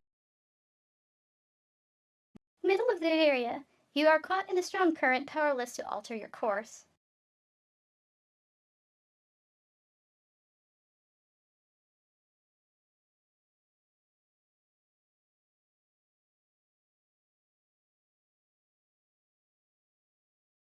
Better go down the toilet.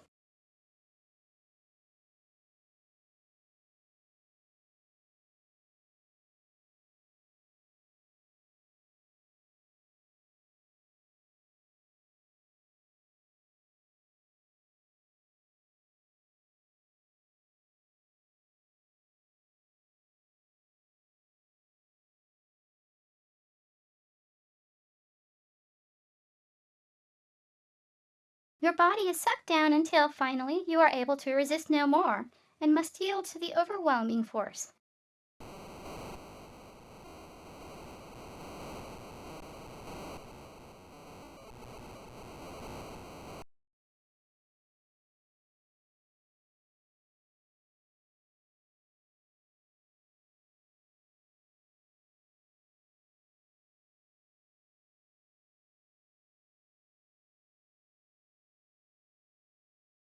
Geez, that was quite a trip. Peering around, you find yourself back in the open again.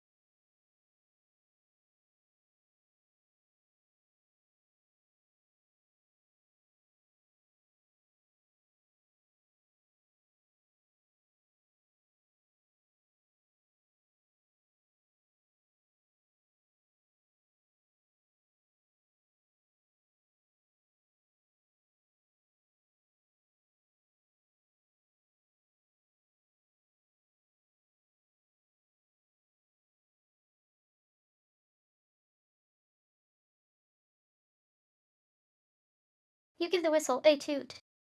It makes an odd sound.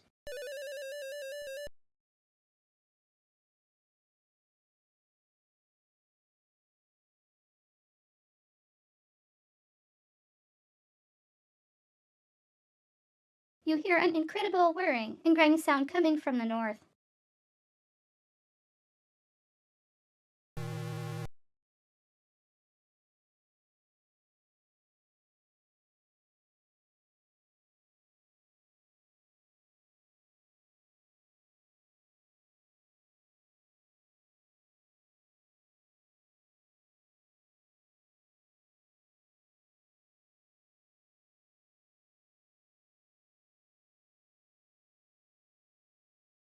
Suddenly, a Levian terror beast buzzes into the room like a tornado, and he looks like he could do as much damage as one.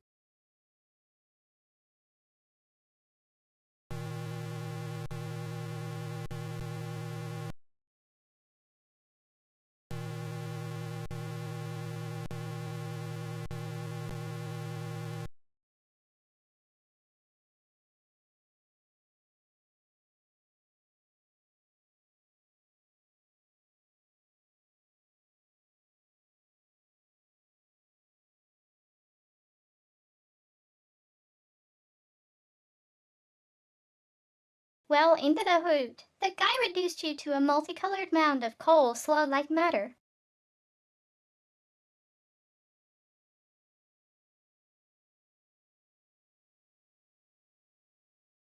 Better than a Murph-Kuslay-Stomatic. You are dead, however.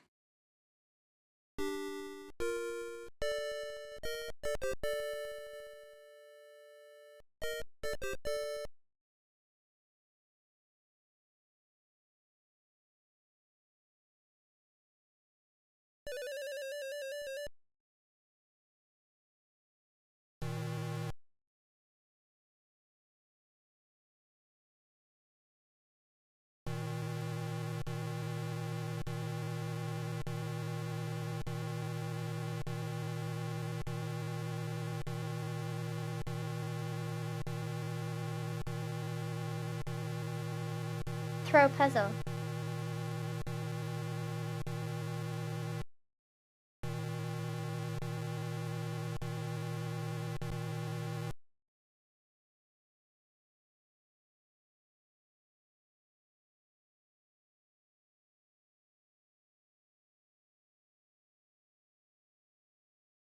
The beast appears interested in your offering.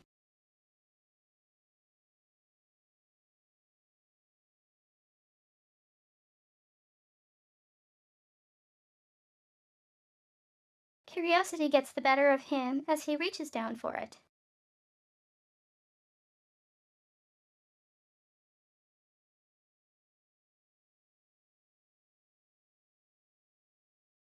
He seems quite perplexed by the puzzling plastic polyhedron.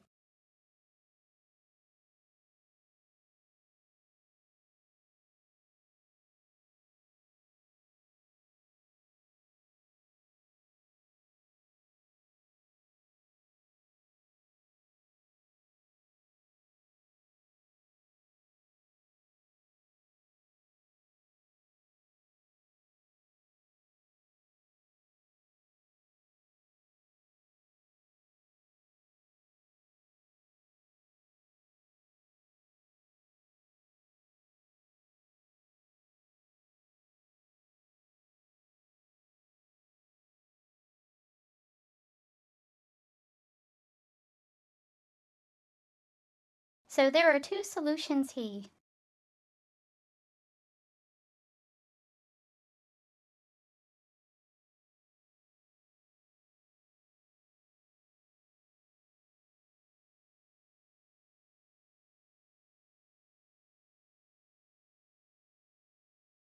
One of them is timing, and the other is just, oh, well, you'll see.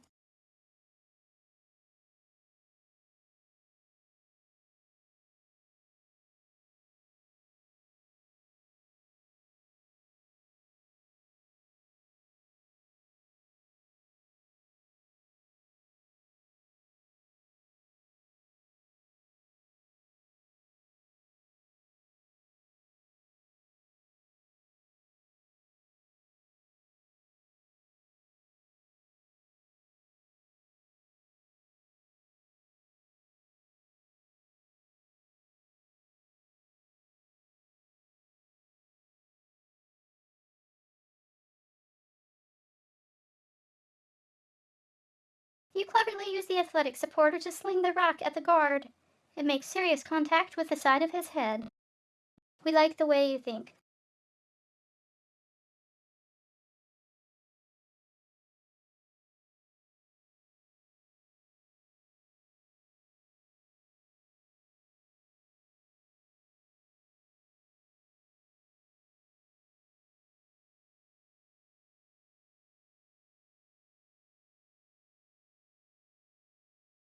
He drops like a lead parakeet. The right thud of impact is momentarily sickening. He is perfectly still.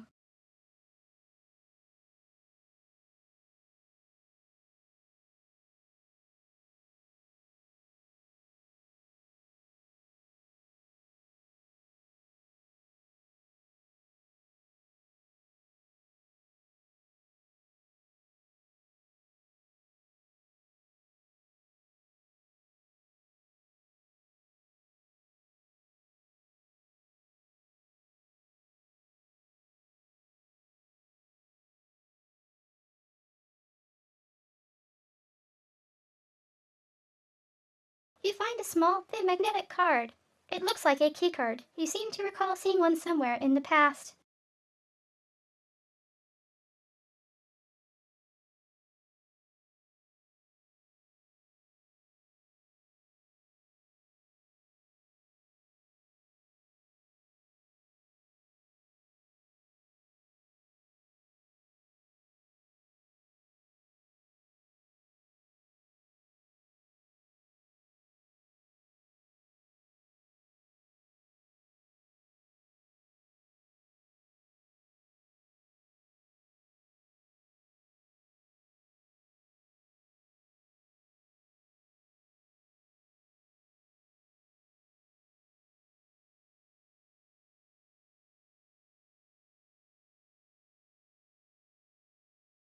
This is what known as Guess the Pasher.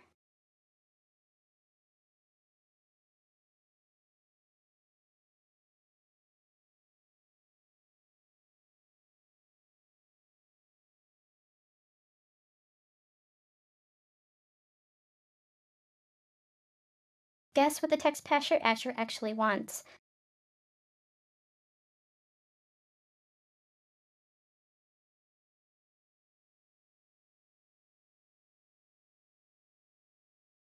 And why is the TTS changing the word?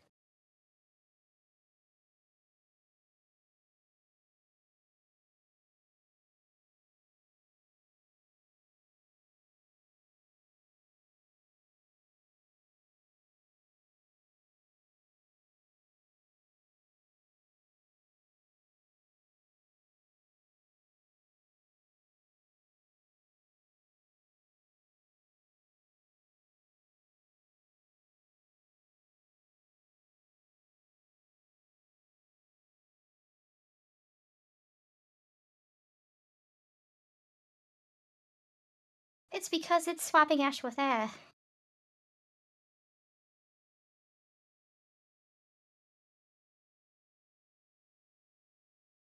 Okay, something to fist.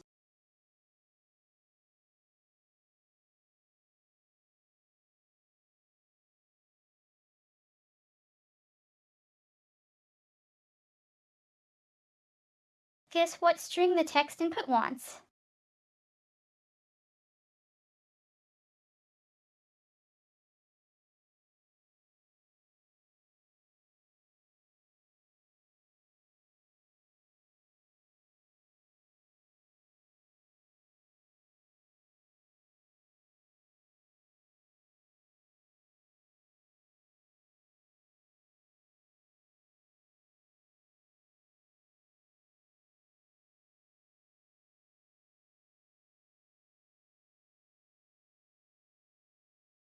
As soon as the elevator door closes behind you, the platform on which you rest begins to rise.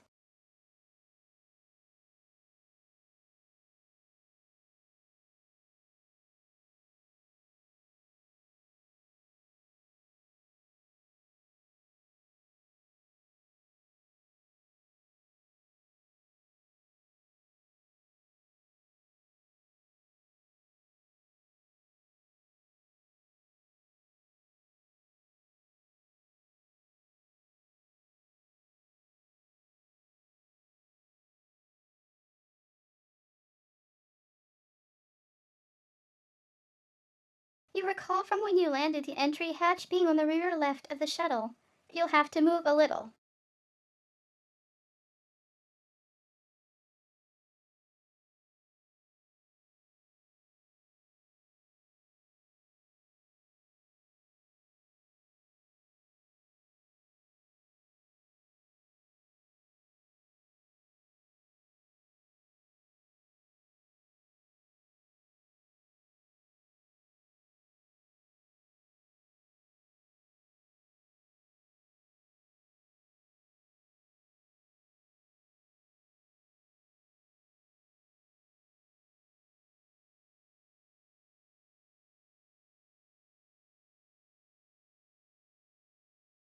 Where's my seatbelt, damn it?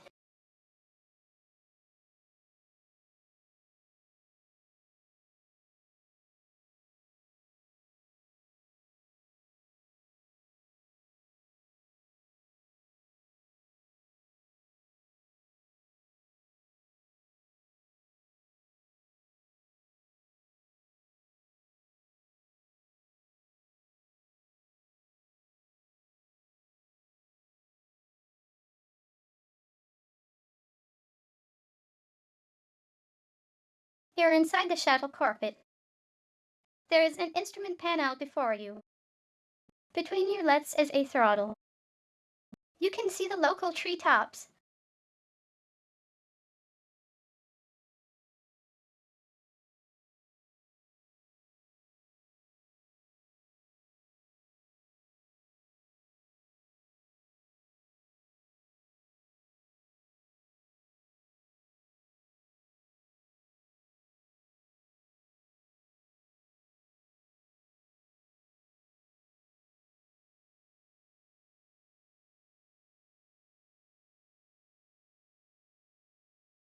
Everything looks automatic.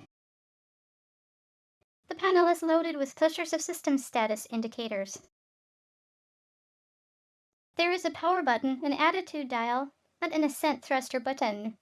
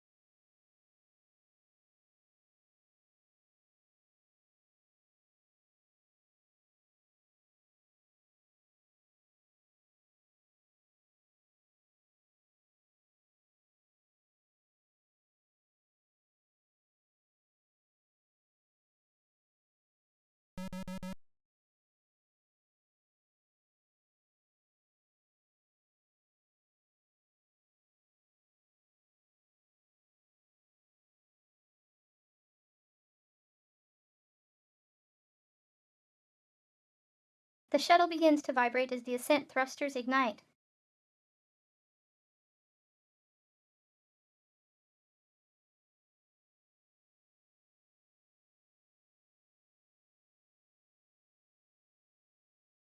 Ascent thrusters ready.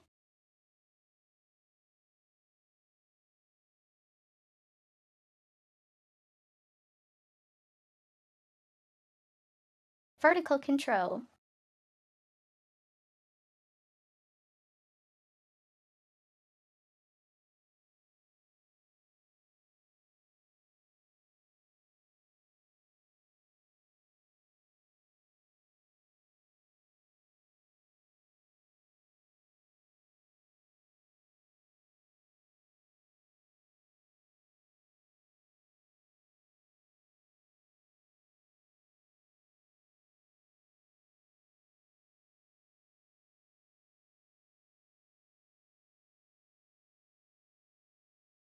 You're off the planet.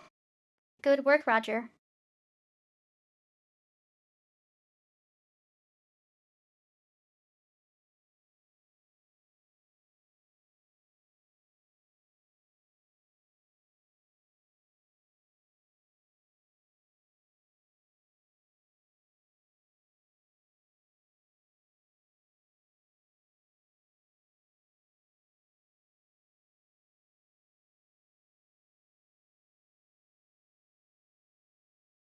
A tone sounds. A soft synthesized voice notes that adequate altitude has been achieved. Ascent thrusters are now ineffective. The monitor draws your attention again.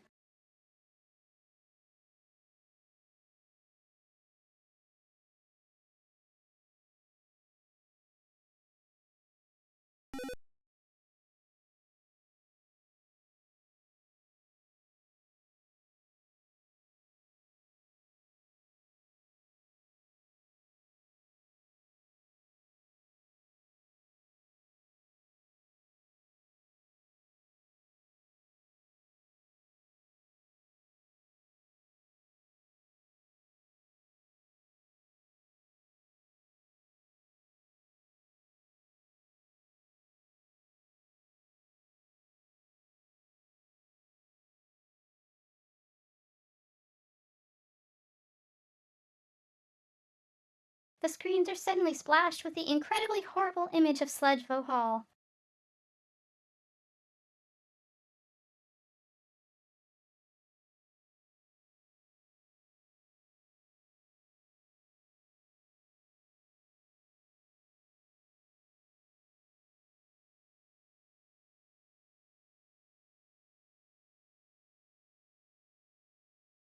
Hello, Roger.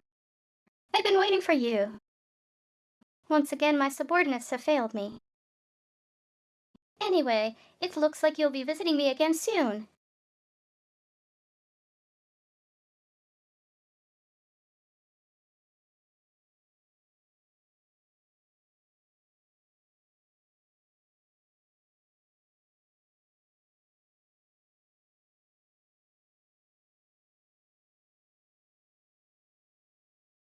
Don't bother trying to pilot the vehicle. I have it taken control. You will be arriving at my command post shortly.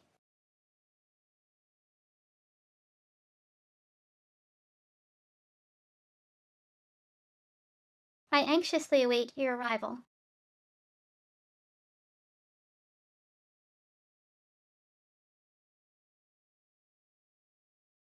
He closes with a chilling laugh.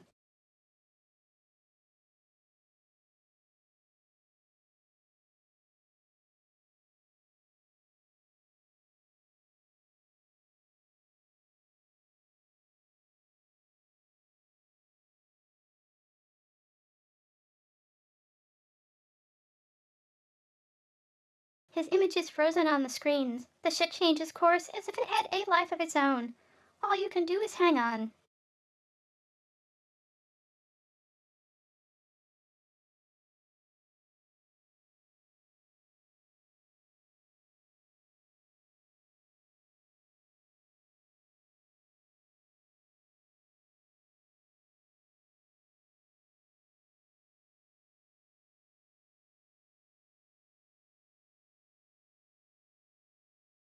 You feel the ship bank.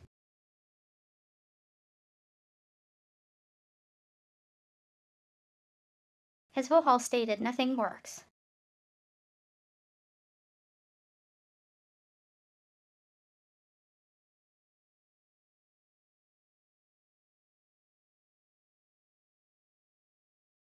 Of course.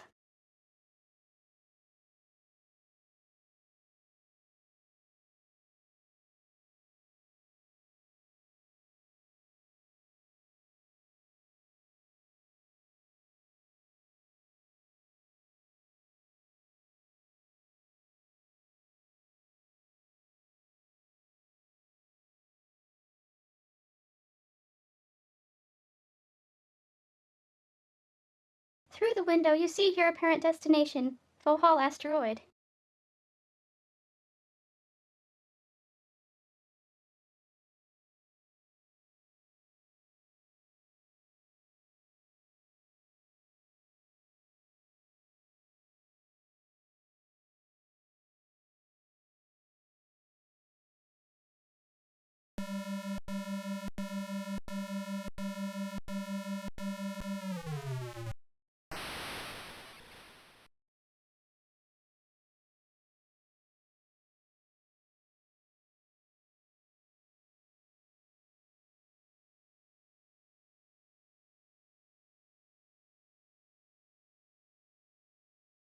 The massive bay doors meet, jarring the entire vehicle bay.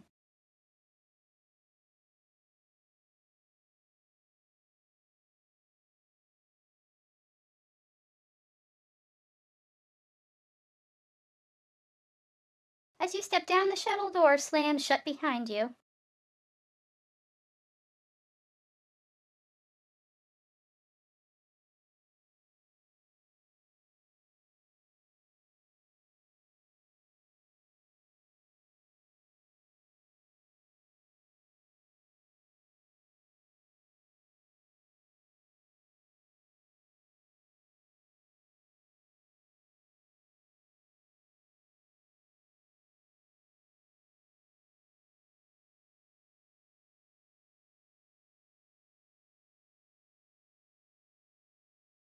You are quite surprised not to find several Fofol guards waiting to greet you.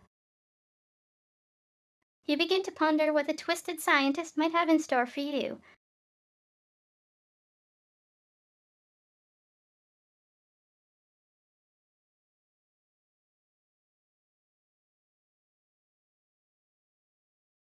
So at this point,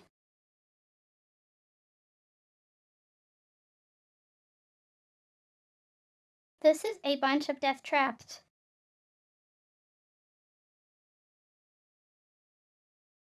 Be right back.